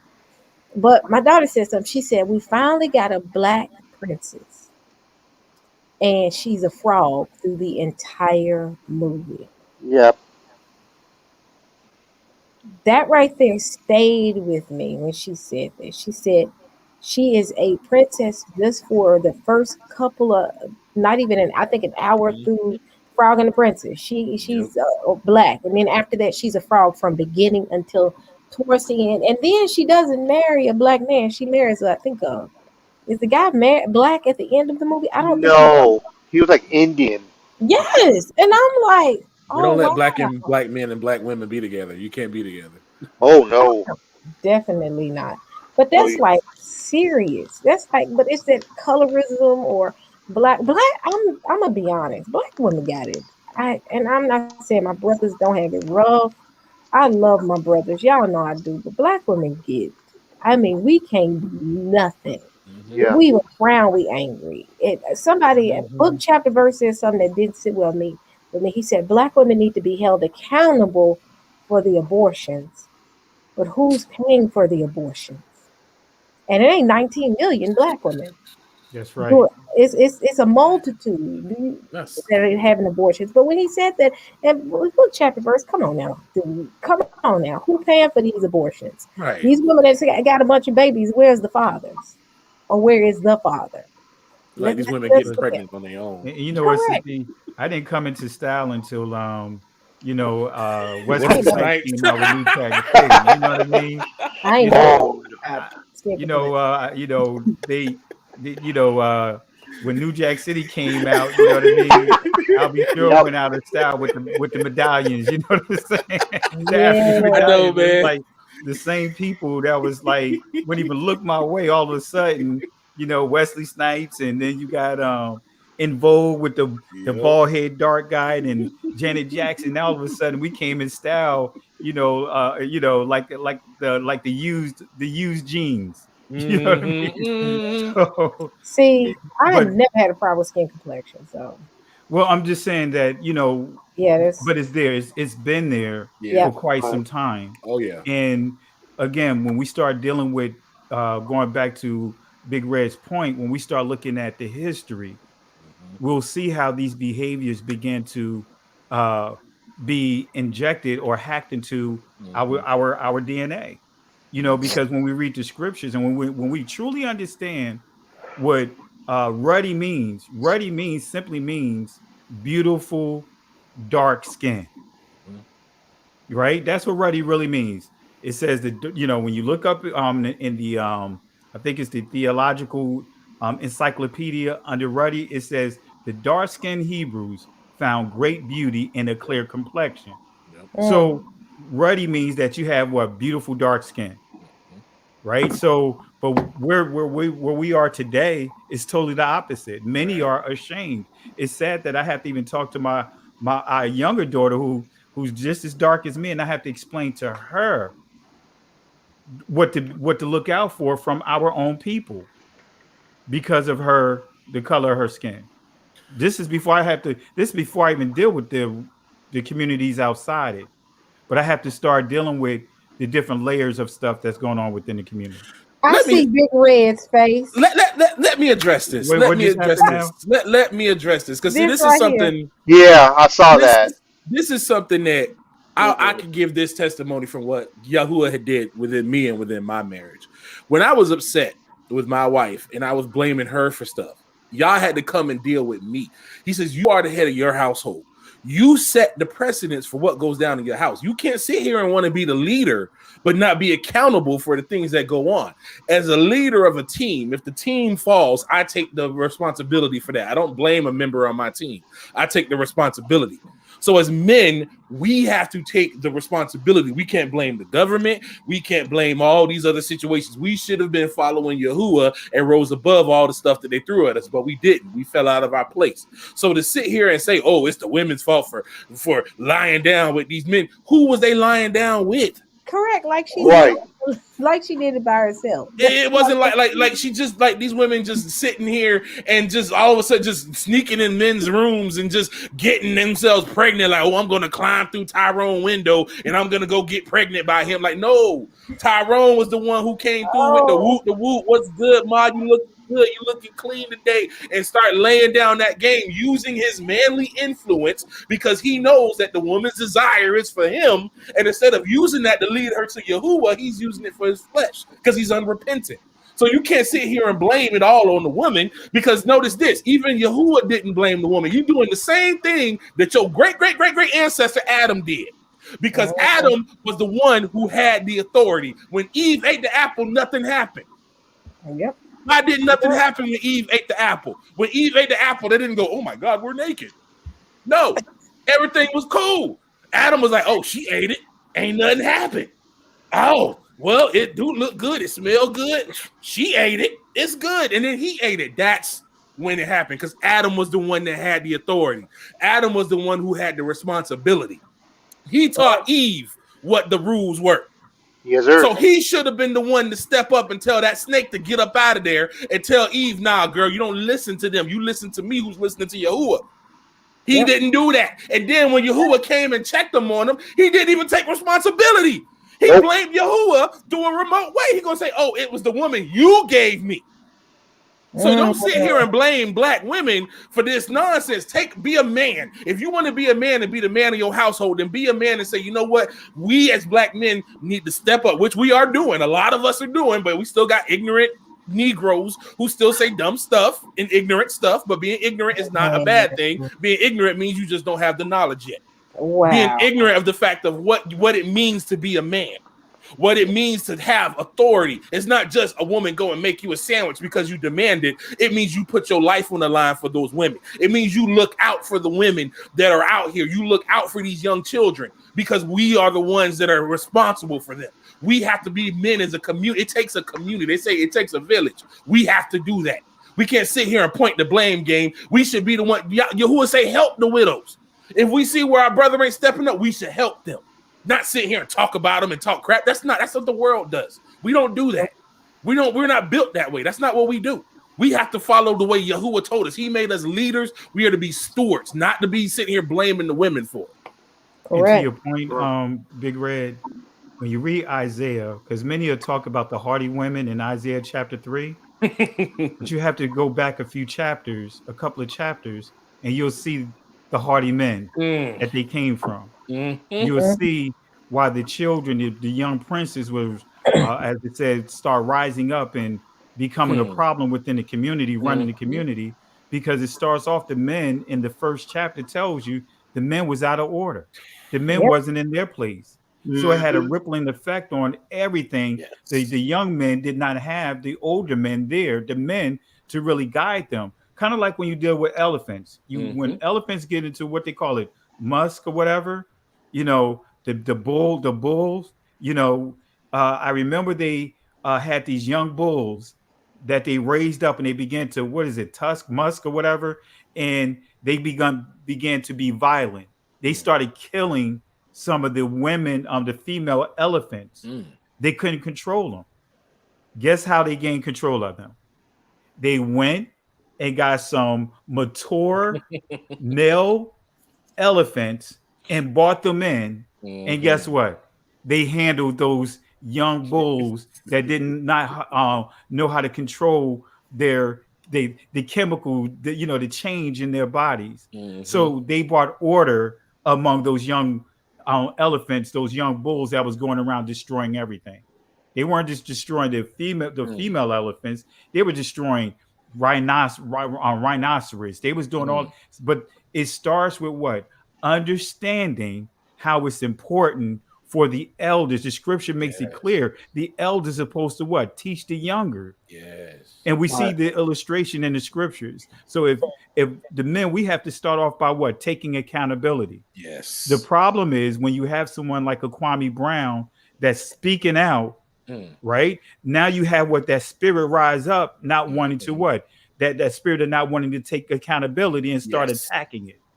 Because it's a deeply ingrained spirit that's in our community. Like for myself, guess what? You guys see some of the attacks I've come up with, some of the attacks some of you guys have come up with because of what? Not falling under that template of being passive. Yes. No, you know what? I'm going to take this same example. If the Messiah in the scriptures tipped over tables and beat some people, and it didn't tell us that he sinned. If he told his own disciples to arm themselves, in other words, be ready if someone try to what? Come and harm you and take something away from you, then guess what? I'm going to follow that lead. But that's not the Messiah that we're being taught. We're the only people that are taught not to arm ourselves and kind of like things that get better after you die. Yeah. I think about today, like I was reading, go through Nehemiah, and how he had to come and basically regulate the people because they were doing everything that was against the law of Moses. They said they were, marrying outside of the community. They were doing all these different things. And he had to come in there and was like, what madness is this? Is because of what you were doing is why Yah was mad with us to begin with while we were slaves. And you still doing it, even after the law was read to you. And you said, okay, let me go back to my Gentile wife. I'm gonna do what I want to because she's fine. And then the mess starts over and over again. And I was gonna say to Big Red's point, talking about the men being the leaders. It's like, why do you think the police like to kill the men to begin with? Wait a minute, hold on. Go ahead, finish what you're saying, Eric. I gotta say something on this. Oh no! I see you. Just go ahead, sister. No, please do. I see it too. I'm finna run through him real quick. Which one is this? Now I'm lost. Now I missed it. What happened? You see this? Yes, women and men both need to take accountability, but we're again back on the thing of women need Right. to, in so many words, you're Right. saying in a very nice way, women keep your legs closed. But last I checked, He it took a takes both parties to have yeah. sex. Mm-hmm. It's not that I can understand if women were running around here raping men. That's Mm-mm. or the taking it from men. That's not the case. Most of the times, in most cases, women are they meet someone, they fall for them in most cases, and it leads to that. Um, but it's not like a woman makes a decision like, "Yep, I'm getting ready to get him." No, No. in most cases, most women are looking for relationships, and I don't. They want to feed it as if we are how the slave master portrayed us to be, which is hoish women. We're not that. Most of us are looking for relationships, and for this man to consistently say this, that means that he has no regard for any woman. He thinks that women again are the ones that are preying on men. I don't see that happening like that. Am I missing something? Am I I gotta am I ask that. am I missing are women out here just having just deciding to have sex because I want to have a bunch of babies? Hmm. No, but how many men walk around here with a bunch of babies and not paying an ounce of any assistance or child support or any money? And again, I'm not bashing all my brothers because again, I'm not gonna bucket my brothers because I know it's some good brothers out here that take care of their kids and love their children. So before I bash men, I'm not gonna do that. I'm not gonna bash my brothers. But there are some in the midst of us that need to do right by their children and need to do right by their wives or their girlfriends. Ask every single woman who has a child by a man, was her heart broken? Right. One Yeah, way Mm-hmm. and or I another. think. Okay, Spike. Yeah, I'm I'll say sorry. yeah. I didn't mean to interrupt Sister E, but the stuff that that person was putting in there actually really bugs me. I'd be thinking like, who hurt you? Because Yes, yes. I'm sorry, who hurt you? Because that was, and I gotta say it, was completely absurd. Man, It I'm was trying to think. completely absurd. Did some woman meet him in an alley and take something from him? Because that's what he acted like. I'm like, That's did what she I'm trying to take figure something out. from you? So I'm Like, like, It, wow. this is something that needs to be addressed because there is a definite misogyny that's been in the Christian church and it's been amplified within Hebrews and within black folks. Ooh. And it's something that I don't abide by because I was taught by a woman. My mother was a very powerful woman of God. And if it was not for her, I wouldn't be the man that I am today. And to sit here and say that a woman is lesser, they be, oh, women shouldn't teach and all this other stuff. I'm like, bro, I can go through the Bible and list all the different women teachers. Yeah, Ruth leading armies. The men wanted her to lead the army. She was like, nah, I'm good. Y'all men. They're like, no, no, no, no. You got Yahuwah. We want you to lead because you hear from Yahuwah. They recognize game, real recognize real. But y'all letting your feelings come up in here. Oh, I got to be the man because this is what the world has fed you. This is a European nonsense mindset that they feed you that, oh, you got to be the man in this, oh, the man, oh, the women have to bow down to me. Like, no, as a nope. man, you have to understand that you are the leader. So that means that what does y'all say? To be a leader, you have to be a servant. So I seen a dude say that his he came into the truth and his wife isn't. You know how you get your wife into the truth? You be a servant. When she's being unreasonable, you be reasonable. When they going they getting out of pocket, you do the opposite of what you do. This is how y'all dealt with me. When I would get upset and I would want to do something ridiculous, because the pride in me want to be like, oh no, I'm the man. You ain't finna talk to me like that. You disrespecting me. Nah, you put that to the side. Apologize when you ain't even wrong.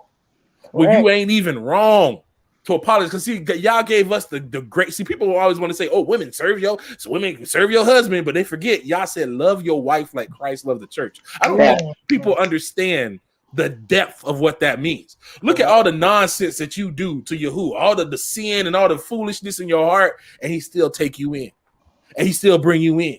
So you made those vows to that woman. See, I'm not dealing with the woman because see, y'all gave us as men the leadership, and it's us. We set the tone for the household. If your household is out of order, it's because you are out of order.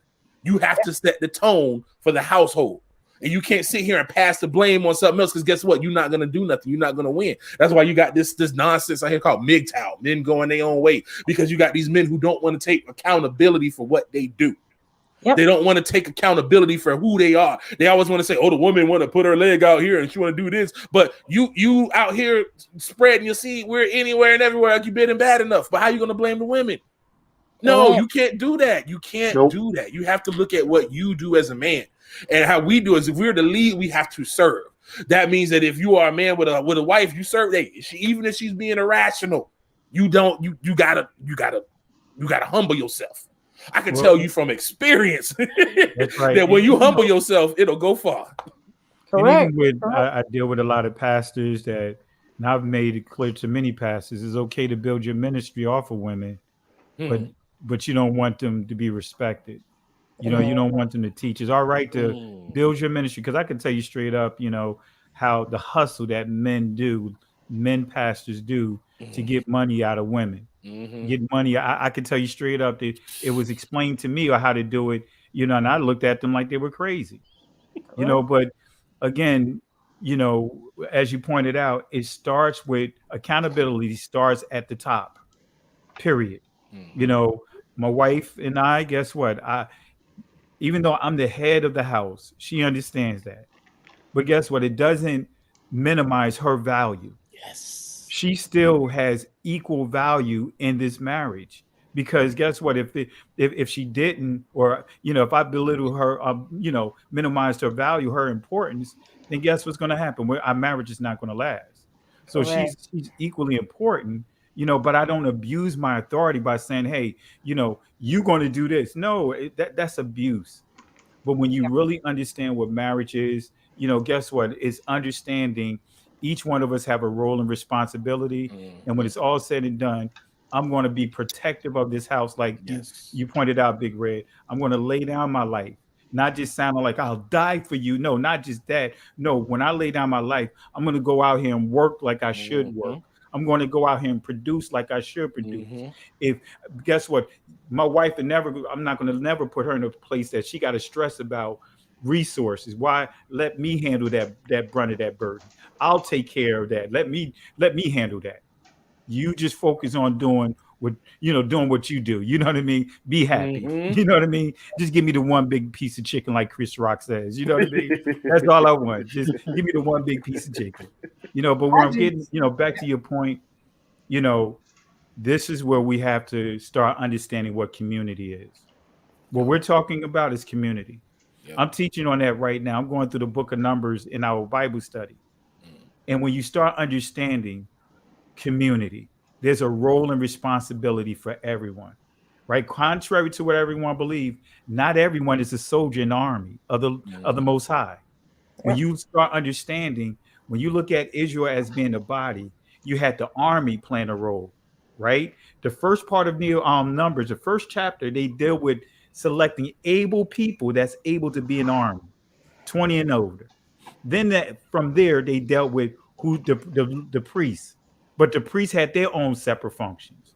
Then they dealt with the different communities. So there's an order to everything. So, and that's what we're dealing with right now. There's order. Yep. Community plays a major part, and marriage is the foundation of what community is. A healthy marriage, right? A healthy marriage is going to produce what? Healthy fruit. Right. And so right now, accountability, the Most High went to Adam first.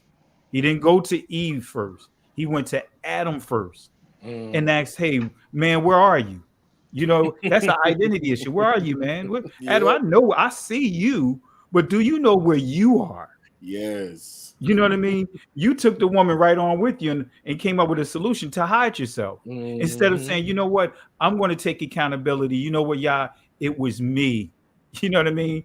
But just like we see the behaviors with Adam, we see it today. Adam didn't give Eve a name until after they got kicked out the garden. She went from the woman, whoa, I'm gonna call her woman, to now that woman. She went from being woman to that woman. Like you pointed out, Big Red, that woman you gave me that I didn't ask for. All I know, I was sleeping. I woke up the next morning. She was there. I didn't ask for her. Exactly. But then after they got kicked out of the garden, then it said Adam knew Eve. In other words, now he's taking the time out to build relationship with her. Yep, that's true.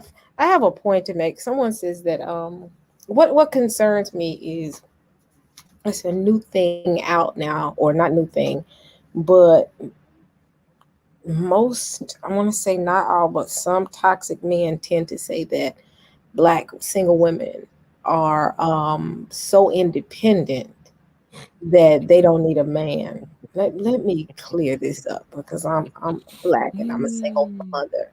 And let me explain to you why we have to be so independent, because we have to, when we're single mothers, have to keep going for our children. When the man decides he wants to get up and walk away, we can't crumble, because guess what? We still have to raise our children. Right. And if we crumble, they crumble. So when some cases, 'cause I'm that woman, when the man doesn't want to take account, and I was a married woman, I wasn't out here, but when the man makes the decision that he's done, marriage ain't his thing, we have to keep going. We have to keep working. We can't cry sometimes when we want to cry. Black women want to cry. Sometimes I just want to break.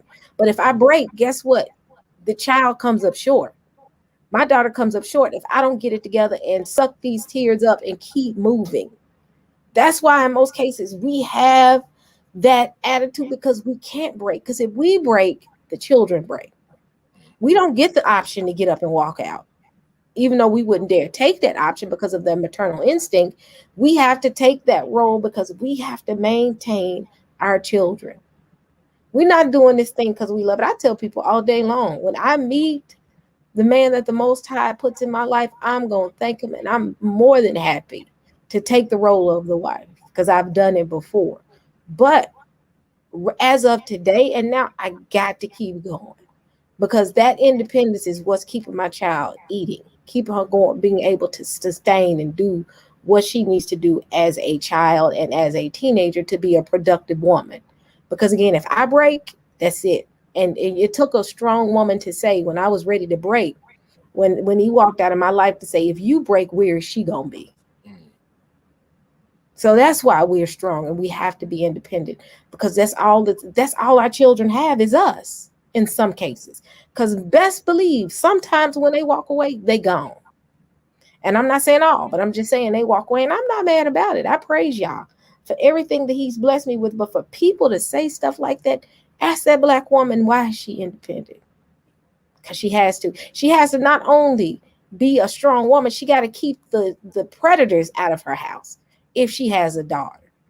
So guess what? She's very guarded on the men that she bring around, because she's looking at the fact of, is this man gonna do something inappropriate to my child? That's gonna, everything we're doing, mothers are protective. That's why we're independent, because Right. we're protecting our children. That's So right. Can I put some scripture on that? You know me, I got to yeah. go word Oh, on I it. know you are. I know you are. See, when we look at Abraham, Abraham exhibited the behaviors that we see happening today. Sure did. See, Yep. Abraham and Sarah allowed another woman to come inside their marriage, Yep. Mhm. right? Didn't like the results of it, Mhm. right? Didn't like the results of it. Now we got the housewives of Abraham going on, very chaotic. But you know what was deep about when you really study that whole story? What Abraham had to send her Hagar on the way, send her on her own. He gave her enough provisions to go and not come back. Mhm. He gave her enough provisions that did not allow her to make it to her destination. Abraham was a wealthy man at this time. He didn't give her any camels. He didn't give her just enough. He took a thing of water, put it over her shoulders, gave her some food, and they went off in the desert. Didn't give any servants to say, make sure my son is okay. So think about what Hagar had to go through. Mhm. Yep. Hagar in this desert trying to make it happen, which is her and her son, to the point they lost all their provisions. Now she realized that they're in her mind, they're about to die. So she has to take her son and put him at a distance so that way her son can't see her struggling. If she didn't want her son to see her die, and vice versa. So she had to lay him up at a distance and go off at a distance from him. Can you imagine what type of anger that built up in Ishmael, seeing that his father that had it all kicked him out of the house? They didn't. Hagar didn't ask to be Yeah. put in that situation. It was Sarah that brought another woman to the bedroom, and Abraham could have easily knocked it down, but instead he went for it. If you read the scriptures, the reason why Sarah laughed about having a child is because if you read the scriptures carefully, Abraham stopped coming together with her. Yeah. So that's why she laughed, because he stopped coming together. Maybe he just no longer saw her attractive, like hustling her. Hey, pretend that you my sister. Lied on her a couple of times. Abraham had a lot of mess with him. Yes, yeah, he was. They say he's the father of faith, but he did a lot of lying to get to that point. Right? The Most High made sure that he honored his promise through Ishmael. But when it's all said and done, guess what? Abraham did what a lot of men do with their children. Yep. Hey, you know what? I pay child support. No, it's more to a child's well-being than just giving money. It's a relationship that needs to go along with that. You being in that child's life, and then at the same time, the women, guess what? Can't use the child, the relationship that, their insecurities to cause problems within it, because that's what happened to Sarah, right? Yep. Sarah got mad, like, hey, I don't like how your son is interacting with our son. So now get him out. I want him out of the house now. And so now you have fighting going on among the baby mamas. But Abraham was the primary source that could have stopped all of that when it's all said and done. So going back to Hagar is like many of the women in our community. Yep. See, what most men don't understand, like that song, I think that song was very damaging. Gold digger, don't want to gold digger, Jamie Foxx and all that. Guess what?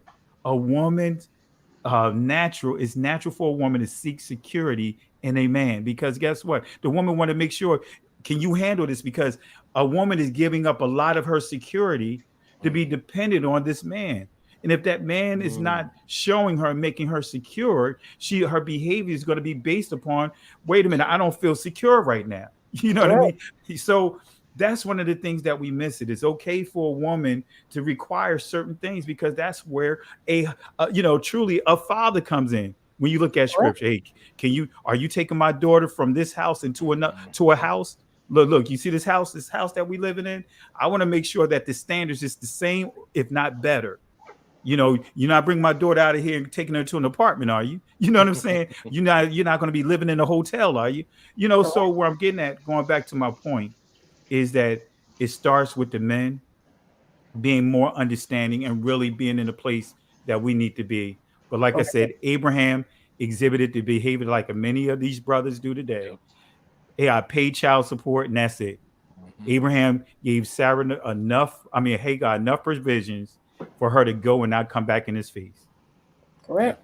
And he was the source of Sarah's insecurity, because you got to remember, he was so scared that he was thinking about himself when they was going through the kingdom, and he was like, yo, pretend you my sister so they don't try to kill me to get to you, because you kind of fly.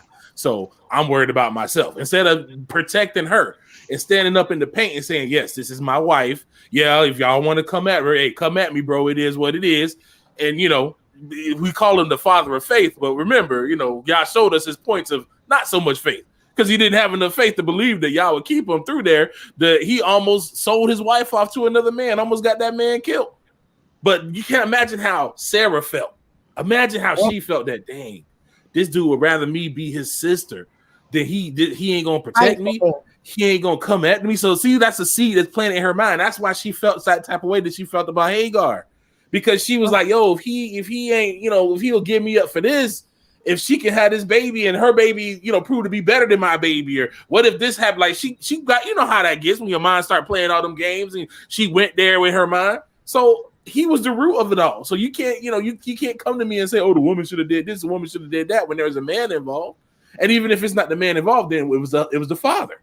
Where was the father when it comes to the other one? Other women, fathers, you need to be there for your daughters. You're the first example of a real man that she ever gonna see. So you can't sit here and be upset. That's why they always say, it was always a saying back in the day, that if your daughter ended up on the pole, the father failed. Yep. It didn't matter if she came from a single mother home, the father failed. Correct. And one last point, your point. Oh, I'm sorry to see. Go ahead. Just one last point, because I'm gonna have to take it down. But just while you're speaking, Big Red, I think a lot.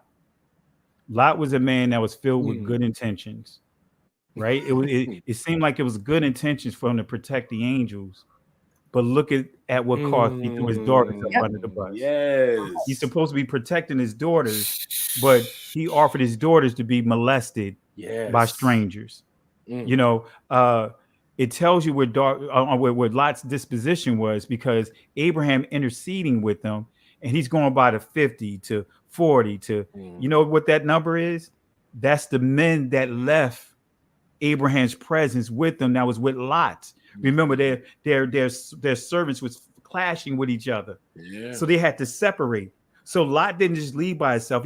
He led with men with him, and he did not lead them like he should have. And those men left the Most High because of Lot's behavior. Right. So when we get to Lot, right, think about it. His daughters saw his dad throw them up under the bus. Now they're getting ready to leave. Right. They leaving Sodom and Gomorrah. Guess what? Lot had in his hand. He had his wife in one hand and had his liquor in the other hand.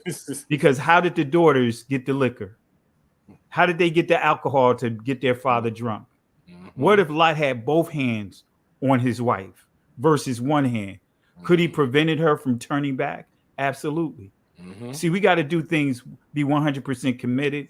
And with Lot, when you look at the story of Lot, good intentions. Men, there's a lot of men that have good intentions, but good intentions doesn't mean that you're right. Good intentions have repercussions that come with it, with the territory. Basically, to your point, Big Red. But what kills me is somebody just said, so we gonna run down the ancestors, our ancestors like that. We just calling a spade a spade. It's true. It's true. We want to sit, and that's the problem, and that's the mentality of you want to dog women out, but let's look at the true at Black women. Let's look at the true essence of why there are a large number of, not large, but I think it's getting better. But the number of Black women that are single parents, it's not the Black woman's fault in most cases. Most cases they wanted old boy to be in his life, but old boy was like, look, I'm finna mess with old girl over here. And he had to make a decision to say, am I gonna let you run in and out of my house? Or I'm gonna shut the door and raise my child by myself. Right. Absolutely. But lack of accountability. Daughter of Zion. Guys, I gotta get ready to go. All right. With the E. I just want to say to you, it's a shame that what you did to that dog. All right. Just gotta say it's a shame what you did to that dog. And 5 hot wings. I knew you was gonna say 5 hot wings. That was next. I knew that was coming. All right. So yo would say, yo, come somebody die, Ajima. You know, so anyway, dog. Well, family, this is a great discussion. I really appreciate you having me on this discussion. But I have to get ready to take it down because I got to get up early in the morning. But I appreciate you guys. And let's do this again. And I think that this is these discussions is truly what's needed. You know, whether people like it or not, we need to have more of these discussions. Correct. Even though I tried to go take a break and you wasn't gonna let me take a break. So that's right. That's right. I'm just joking. But thanks. Love you, family. Love you too, bro. All right. Take care, Pastor. Good night, Pastor. Right. So what time is it, family? Man, I'm on this Central Time. I'm totally thrown off. I'm an Eastern time. I'm Eastern now. You're Eastern? Okay, yeah. I'm East Coast girl now. I'm East Coast girl. East Coast. I'm just joking. I enjoyed this discussion, y'all. We can finish because I know Big Red got some points. But I've missed y'all. I've enjoyed this discussions. It's game. We finna change the game. We're getting ready to do this again. We ain't gonna just have Bible study, but we're gonna talk about these type of facts. But But yeah, go on with what you got to say, Big Red. Oh, only thing I was gonna address was I think her name was Daughter of Zion. She said that Abraham knew Yah since he was little. That's actually not correct. Yeah, we gotta remember and accurately understand where we gotta read our Bibles for understanding. He came out of Ur. Ur was Sumeria. He was a Sumerian. So when you read about Sumerian culture and what the Sumerians had going on, you have to understand that he came out of Sumeria, but Yah still had to get a lot of that Sumerian nonsense out of him. And the same as, you know, with Lot and how he was doing the things that he did. He did that because those things were common within Sumeria. So we're not trashing our ancestors. I don't know where people get that from, but we have to understand that they were human. They were regular people. Right. And we learn, if you don't understand your past, then you'll repeat the same mistakes. So we have to understand where this root of this nonsense comes from in our culture. And we see that it's been there since the patriarchs. It's something that has been there that came around. That's a remnant of Sumeria that we can break. We don't need, this is the whole point of the whole reawakening of Israel. We're not making the same mistakes our ancestors made. We're going to analyze them and get them off the pedestal and talk to it like it really is. We're not saying that he wasn't anything less, because we see them the way y'all see him. Because even regardless of all his faults, y'all said that he was his friend and he was a man of faith. David killed the whole dude, and y'all said he was a man after his own heart. But we have to also be truthful of the sins that they committed. And the reason why Yah is so good is because he can look over that nonsense, and we got to address that nonsense so we don't get confounded in us. That's all I want to say. All right. Arrow Spike, you got any closing words? Actually, for the first time, I'm actually, speechless.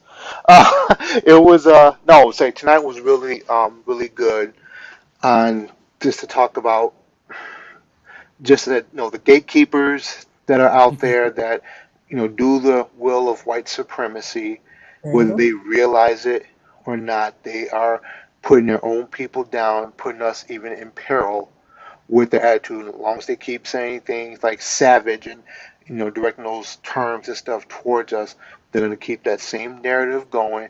That's going to have people look at us again like we're less than human.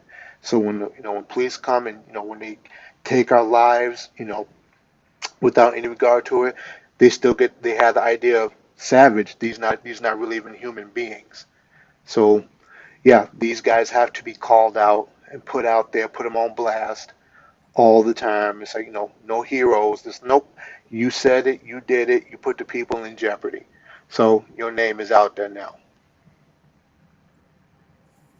All right, all right. Well, y'all, we're going to have another conversation. We're going to talk about gatekeepers this week. Who game for that? I'm up for it. And Gatekeepers. them, Man, you talk about And them them. too. Mhm. Yeah, that's all I talk about on my Facebook. Telling people not to trust these folks and these lying behind gatekeepers and jokers. They just be lying, man. I want to talk about them, and I want to talk about, y'all don't like the show, but it was a lot of stuff going on in it to make you look at things differently. And that's the Lovecraft show. Mm. People don't like talking about. Has any of y'all seen it yet? Not yet. I haven't. No, I heard it was kind of crazy, so I've been kind of like giving it a wide berth. Yeah, you gotta. No, let's not talk about it because it's a bit much. Yeah, we just gonna talk about them because y'all ain't gonna. Yeah, it's some scenes in there. Some the men ain't gonna be able to stomach. So let's. All right, let's talk about that. Let's ignore that one and let's just talk about them. And a lot of things that came out of them that you got, and then we're gonna talk about gatekeepers. That could be our discussion next week because we got to deal with this gatekeeper mentality and how people are put in place to shut us up and then take the face of the black face of the representation of our community. The other one is the Underground Railroad. That's the one y'all need to probably watch if y'all can. Yeah. So we're talking about somebody said what shows. We're gonna talk about them and the Underground. Now them is on Amazon Prime. Amazon Prime, yep. And the Underground Railroad is on Amazon Prime. I advise y'all to watch both of them. Yeah. I advise both of y'all. Talisha said take her wrench earlier. Nope, you stuck with the wrench for good. Talisha lie. Yeah. Once you get it, you don't get it taken away. But Lovecraft Country, it's not for the faint of heart. So it has some interesting parts, but the other parts the men ain't gonna be able to take. I can't even stomach some parts of it. So let's ignore that one. But I would advise y'all, it's both of these on Amazon Prime. We'll talk about it next week. Them and the Underground Railroad. I'm telling y'all got to watch it. Underground Railroad and them. Those two. Yeah. Just got to warn people about them. It's like, yes, understand. It's going to tear at you. Oh, yes. It's going to tear at you. I'm not going to give it away, But all I can say is, after it was over, I had to pray. Yeah. Yeah, man. Them is gonna get you, and if them gonna get you, Underground Railroad will as well. Okay. Watch it. It's dealing. It's very very. It gives you it gives you a depiction of slavery that now slave movies ain't. It's not as well. It's rough to watch, but it gives you that picture of what that mean and how each country really it put it like this, they all conspired pretty much. Oh yeah, they showing the truth. That's one thing that, even though sometimes the slave movies, it annoys me because I'm like, black people are more than just slaves. I would totally love to see a science fiction movie with a black lead or something like that. But it's good that they're doing this now because a lot of people don't know this about the chattel slavery. I honestly feel like 100 years of lynching should be like school reading, so people Yes. can understand what happened. I mean, I literally just today got into an argument on YouTube with some dudes that's telling me that Egypt was white, that they were Greeks. Oh. That ancient Egypt was Greeks. He's like, "Oh, you're just on that we was Kangs," and like, I'm like, bro, you know what? I'm not even gonna argue with y'all, like, because this is we was kangs because I'm a that junk. Oh, that junk upsets me so much. That's. I'm just like, you know what? I'm gonna let the ignorant stay ignorant. Y'all gonna figure it out the hard way. But I it's got another, necessary. I got something else to say. So Go ahead. y'all, while Eric Mason go on this show to talk about he gonna debunk Babylon to Timbuktu, but I heard that the host said if they was in Israel, how did they walk all the way to West Africa? Huh? What? Run that by me again. I haven't watched the whole thing yet because I can't stomach it. But somebody messaged me and said, "E, people send me stuff and say, E, you got to watch this." No, if I spent all day watching what everybody wanted me to watch, I would never get anything done. But this one, certain ones just trigger me. And let me see what his message was. Let me get word for word what he said. Because How did they walk all the way to West Africa? Because people are looking at With feet. old. They are looking at old. No, they're probably thinking about because the Suez Canal now separates Israel and Right. It separates wasn't. Northern Africa. It didn't exist then. It didn't but exist then. But it didn't happen overnight. We're talking about migration. The person said, correct. The guy said, the host said, how could they walk from Israel to West Africa? I said, I'm tired of the UA community now. These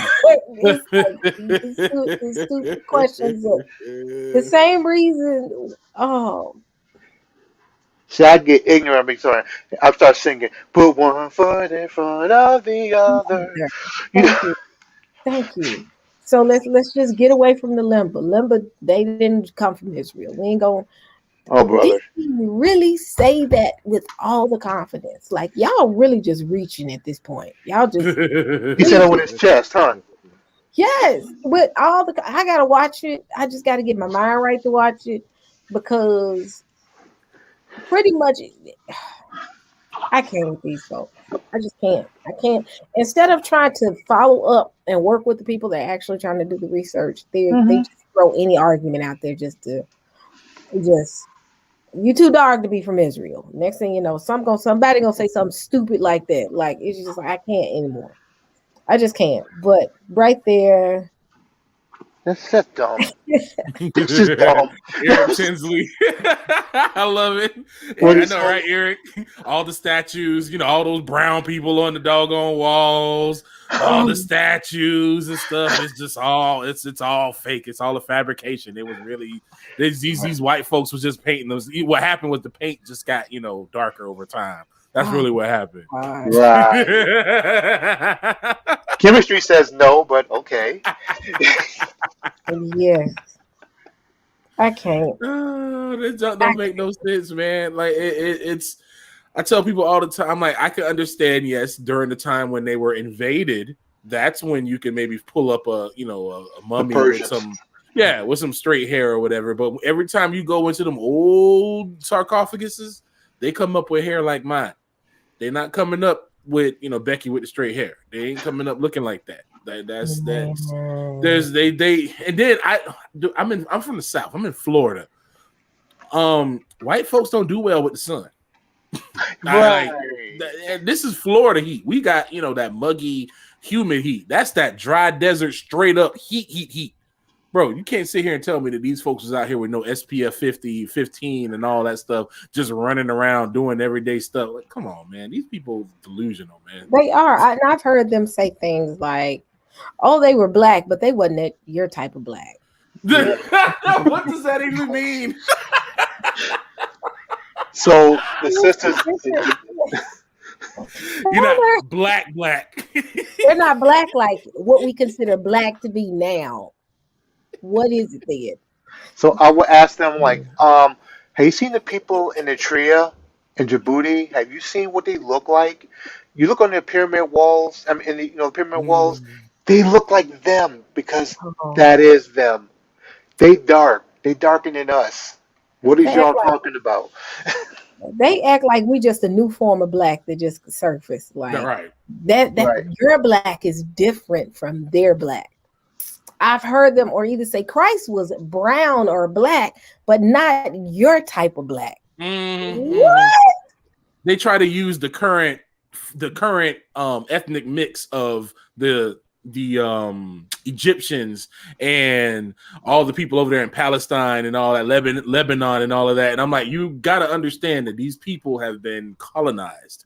And the first rule of colonization is you come in and you start spreading your seed with all the women.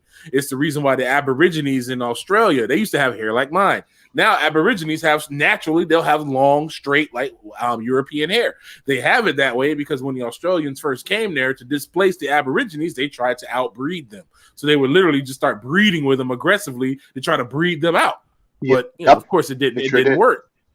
Like this, it's a standard thing you do when you colonize. China is doing it with the Uyghurs.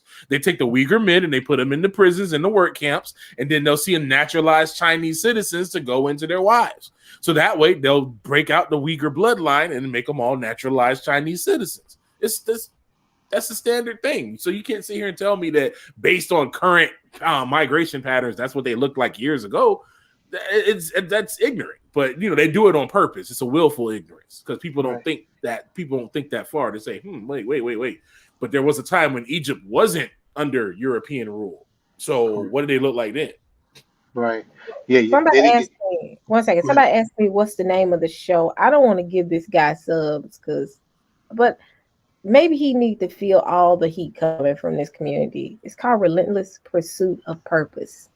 That's the name of the channel, and it's Dr. Eric Mason and the Heavenly Side of Woke. This woke movement is a joke. That's all. Their woke movement is a joke. That's all I have to say. But go ahead, Eurospike, to say what you got to say. Oh no. I mean, I was going to say the Tasmanians. They look what they did to them. They didn't try to breed with them. They just simply wiped them out. Yep. Man. That's the standard colonization. Correct. But again, he was black, but not your black. When I used to be on Brand's channel, I would hear the stupidest stuff that come out of folks' mouth. Like, yeah, he was a dark colored man. He was a man of color, but not your concept of man of color. Like, the hell? Just give my language.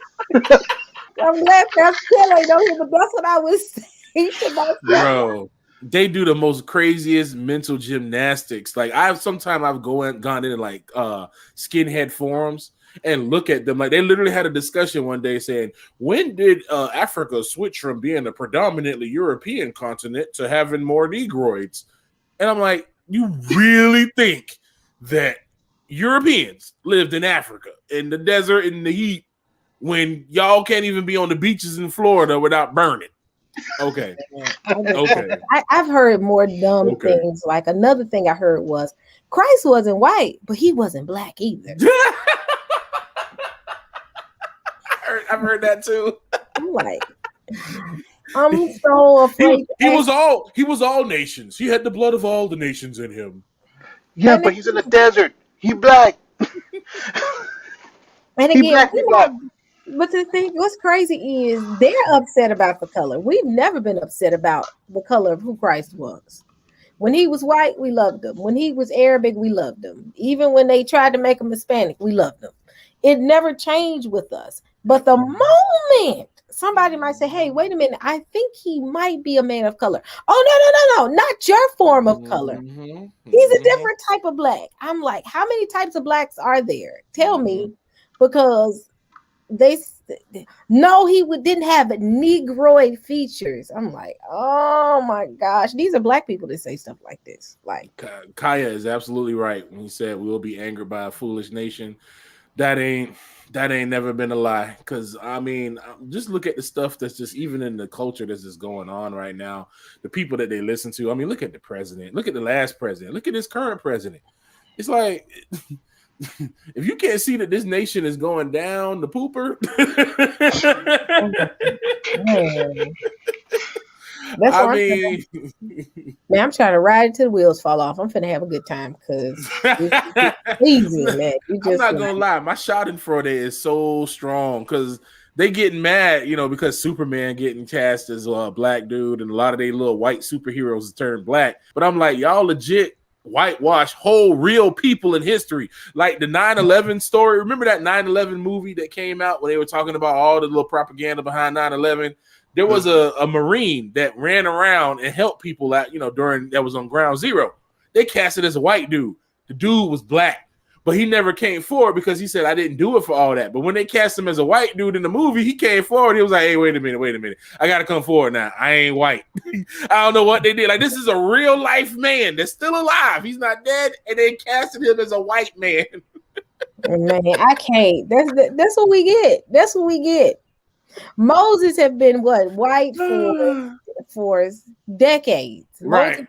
Every single movie I've seen, Moses is every Easter. Is it Easter? I gotta watch the Ten Commandments. Yep. And guess what? Charles Heston is always Moses. Whatever. I've seen one movie where they had a black biblical character on mainstream TV. Guess who he was? Samson. That was the only one. I said, ain't this some? Yep. The Bible was called, I think, wasn't it? Yeah, I said. Oh yeah, they did make Samson black. I was blown. Y'all janky I was blown. I said, y'all janky folk, y'all gonna give us Samson. Right. He was still a part of the tribe of Benjamin, right? Yep. So I was blown. They even made Samson black. I was like, oh. Yeah, he was a whorish man that couldn't get self-control and was sleeping around with a woman and ended up destroying himself because he had wait, hold on. I'm not even finna get there. But yeah, they'll make slimy Satan black as the ace of spades, like they say. Oh, Satan, they'll make him black. But baby, when you say the color of cross, the movie The Color of the Cross, they was ready to boycott the movie theaters. But when y'all make him who y'all want him to be, right. It's not about color. Okay, then let's make a movie and let's make Christ. Then Denzel cast him as Christ. Let's see what's gonna happen here. Not Jim Caviezel, but let's cast Christ as Denzel Washington. Correct. And see what happens. Man, they will burn down the movie theater. they not finna do that. You see what they did when Thor came out back in 2011? When they made Idris Elba as Heimdall.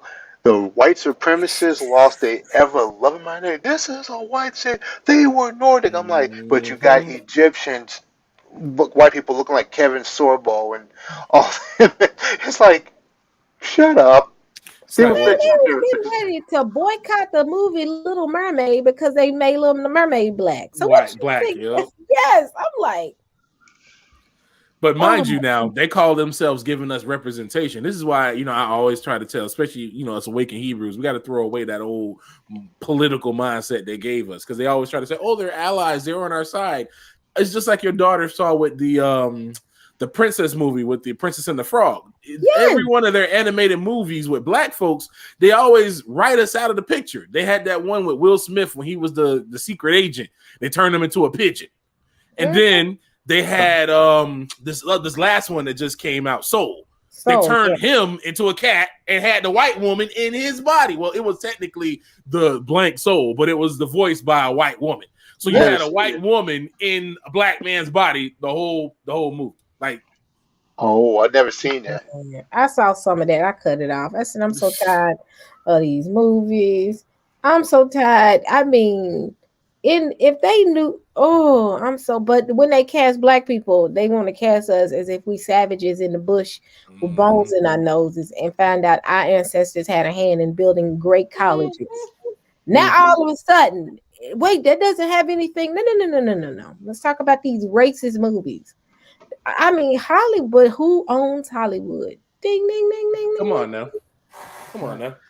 I mean, they got us every which of the way. The HCBUs were founded by ish folks that were slave owners. Like I tell my black folks all the time. I'm like, it's ingrained in everything. Yakoba shared a great video with this dude who talked about it being in music. I didn't even think about it like that. In music theory, how they don't even teach other ways of looking at music. They only teach you the European way, and if it's not the European way, then it's horrible. Like Ben Shapiro saying, "Oh, well, hip hop, and according to my father, who was a music theorist, hip hop is not even music; it's just rhythm and people talking over it." Shut up, dude. Like, just come talk to us when you get some bass in your voice, Ben. Like, get out of here with this nonsense. They always selling us with that. When you look at the music now that they've taken jazz was weird. Did it come from us? Yes, came from us. Rock and All roll. These things, rock and roll came from us. Even they're beginning to wonder if classical music came from us. But I mean, hey, when your ancestors make everything that's important, make majority of the important inventions, you're gonna have haters. Yeah, and that just comes along with it, and it shows that we're nation builders. I tell people, I was standing in Washington, I was looking at the monuments, and you see all these proud people are proud to be America. And I was at first getting mad, and it was nothing but the Holy Spirit said, your people built this. What are you upset about? And I had to sit there for a minute and get myself in check, like, this nation wouldn't be the nation that it is now if it was not for my ancestors. My ancestors, the blood is in the soil, period. When you look at that show that I told y'all to look at, I forgot that it was on Amazon, and it's dealing with the history, the true history of America. They couldn't get it together. People was dying. When you look at the history in Richmond, the Native Americans was gooping them. They was letting them drink water out of the lakes where the animals defecating in. I think I said that. They were, Europeans was dying off left and right when they first came over here. Right. But guess what? Right after they said, let's get civilized, in that, I think it was like that July, that August, like that a couple of months later, they brought slaves over here. And that's when we started building this nation. Everything, I drive through Virginia, and I lived in Virginia. Virginia was the first colony. And I looked and I said, my ancestors' blood is all in this soil. And I'm not ancestral worship. Let's make it clear, but we got to be real. The blood is embedded in this soil. That's facts. Strange fruit, like your girl said all the time. Strange fruit. It's the truth. I mean, I remember looking at Pastor Kelly's Savannah tour where they had that big tree, and I was just thinking about it's like, dang, think about all the blood, that was shed and under all those trees. And even in Spain and Portugal, where they did all that, even to this day, where they have the bone churches, where those are our ancestors' bones that have built up these churches and all these different places and stuff like that. Like, it was crazy seeing that reclaim. I saw Reclaim the Throne this weekend when it came out. Yeah, I got to sit down and really, really, when I watch it, I want to sit and have quiet time when I watch it. But I mean, our people, we're nation builders. Every great nation. When you look at every major slavery, our people were in it. Well, let's start with Egyptian slavery. Let's next start with Babylonians. Let's talk about the Assyrians. Let's talk about the Greeks. Let's talk about all these nations. Every single time they had to go get Israel to build their nation. And down to when you even look at the vision of Daniel and the different nations. Each nation, our ancestors had a hand in, had a hand in building these nations, from the Babylonian captivity all the way down to the transatlantic slave trade. Mm-hmm. And by way of slavery, we've been enslaved by every single nation. What's the scripture that said, is it a Hebrew is always a something they always talks about? If you're a Hebrew, does it always mean you're a slave or something like that? I can't remember that scripture. Mm-hmm. Somebody put that in the chat. But it's literally, we build nations. Mm-hmm. When you look at the other tribes that when our people started migrating, we migrated with skill sets that we took into Africa, and they saw those skill sets and said, "Oh, we need to get them over here so they can build nations." This nation, Yeah. every single nation was built by the blood, sweat, and tears of our ancestors. Like I said, ancestors from the Egyptian all the way down to here. Mm-hmm. Right. And I take that one to the bank, and I don't care what anybody say. Amen. Even the Limba, they said that they were the builders of Great Zimbabwe. Yep, yep, you're right. Yeah. Here it is. I think he said it. Let me find it because he just, yep. Somebody else put it in here. Who said it? Who said that? Somebody said, is Israel, yeah, is Israel a homeborn slave? That's exactly what it is. Israel Mm-hmm. is it? Are we constant considered to be slaves? Yes. I mean, that's just how they see us, and I'm not saying in like any kind of, but that's just think about it. Every in the Bible, every single great nation, who did they put in captivity? Mm-hmm. Too much is given, much is Yep, required. And yep, it's like, Yahuwah said, the first shall be last and the last shall be first. If you don't understand what it means to be mistreated, then that means when you get the abilities and the power, we won't do that. Because we know what it means to be mistreated. We know what it means to be that way. That's why we don't retaliate and return evil for evil. We don't. There was I always like to use this game as an example. It was BioShock Infinite, and I really think Ken Levine handled racism. It was crazy that he tackled racism in a video game, number one, but he did it very well. And he showed in one of the scenes that, it was like they had a resistance, but the resistance ended up doing some crazy stuff too that was just as bad as the people who were doing the oppressing. And that stuck out with me. This is long before I even woke up. So that's why, when I woke up, I really thank Yah for that, him showing me that before, because it helped me not become arrogant, how most, yep, people tend to do when they wake up first. They get arrogant and then they turn, it's just kind of like how, you get with the camps. You want to stand in the corner and yell at people all day.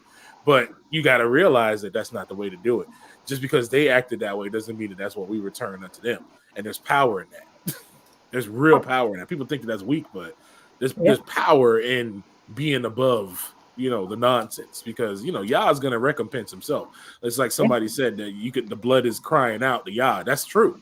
That's in the book of Enoch. It talks about it, how back in times of Noah, the watchers were just slaughtering humans at such a whole scale way that the blood was crying out. Their souls were crying out to Yahuwah.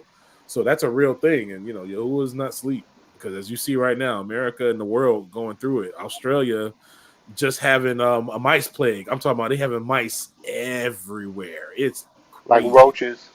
Yeah, I mean it's worse than roaches. It was like a blanket of mice all in the road.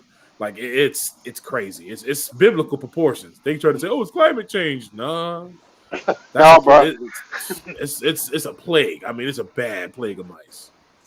Yeah, but you even got in, what is it, Revelation, that they're gonna cry out from the ground, "When, Lord, when?" And he said, Mm-hmm. "Long until your last."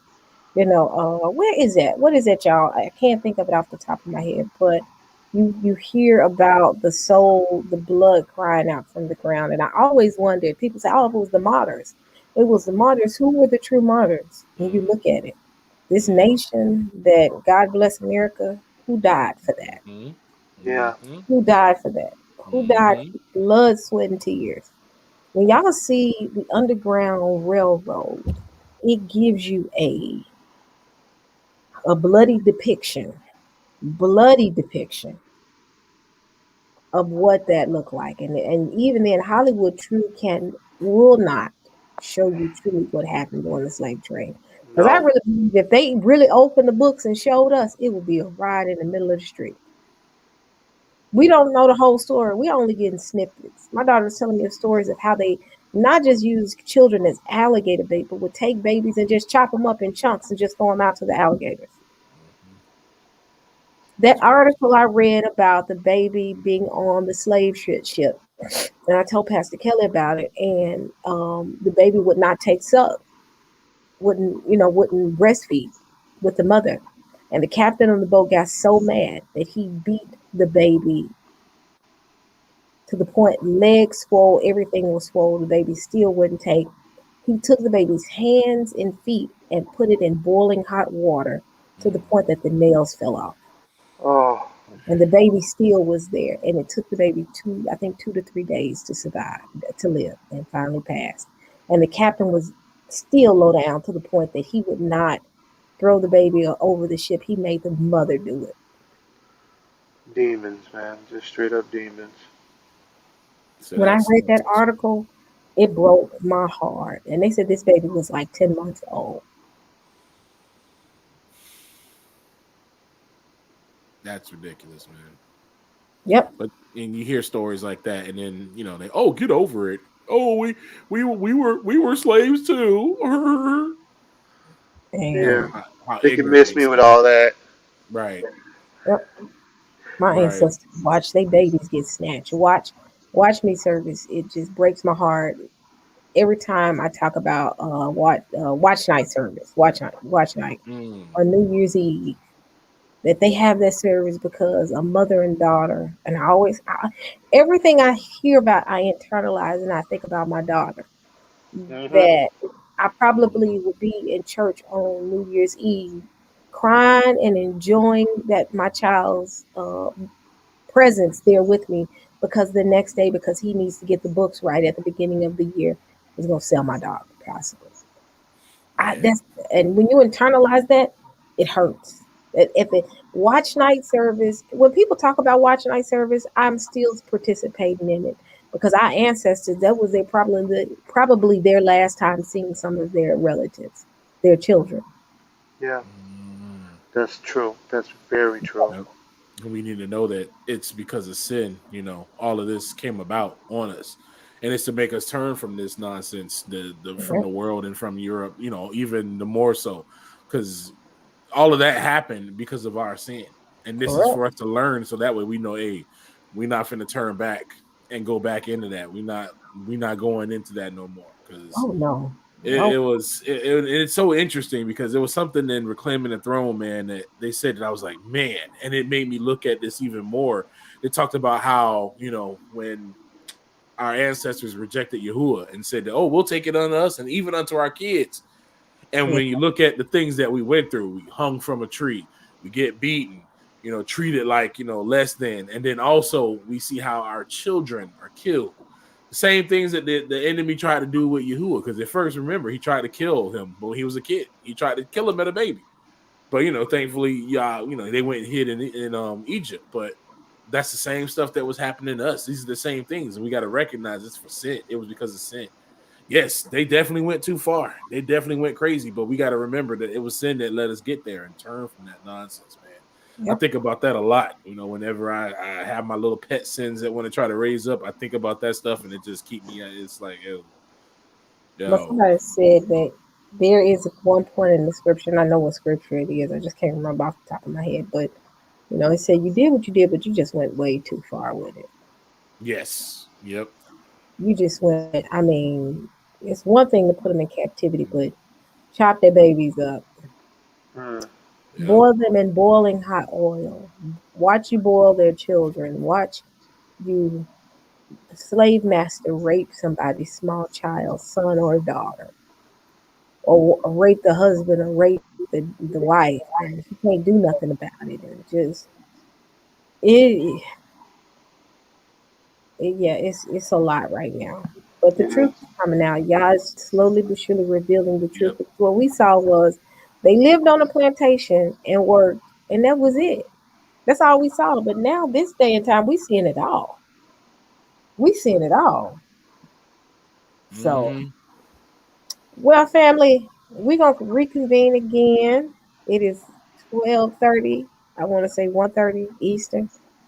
Y'all got Mhm. any closing remarks before we close out? Nope, just I enjoyed myself. It was Oh a good yeah. convo. Yep. Yeah, this is a good combo. Love Needed. meeting with you guys all the time.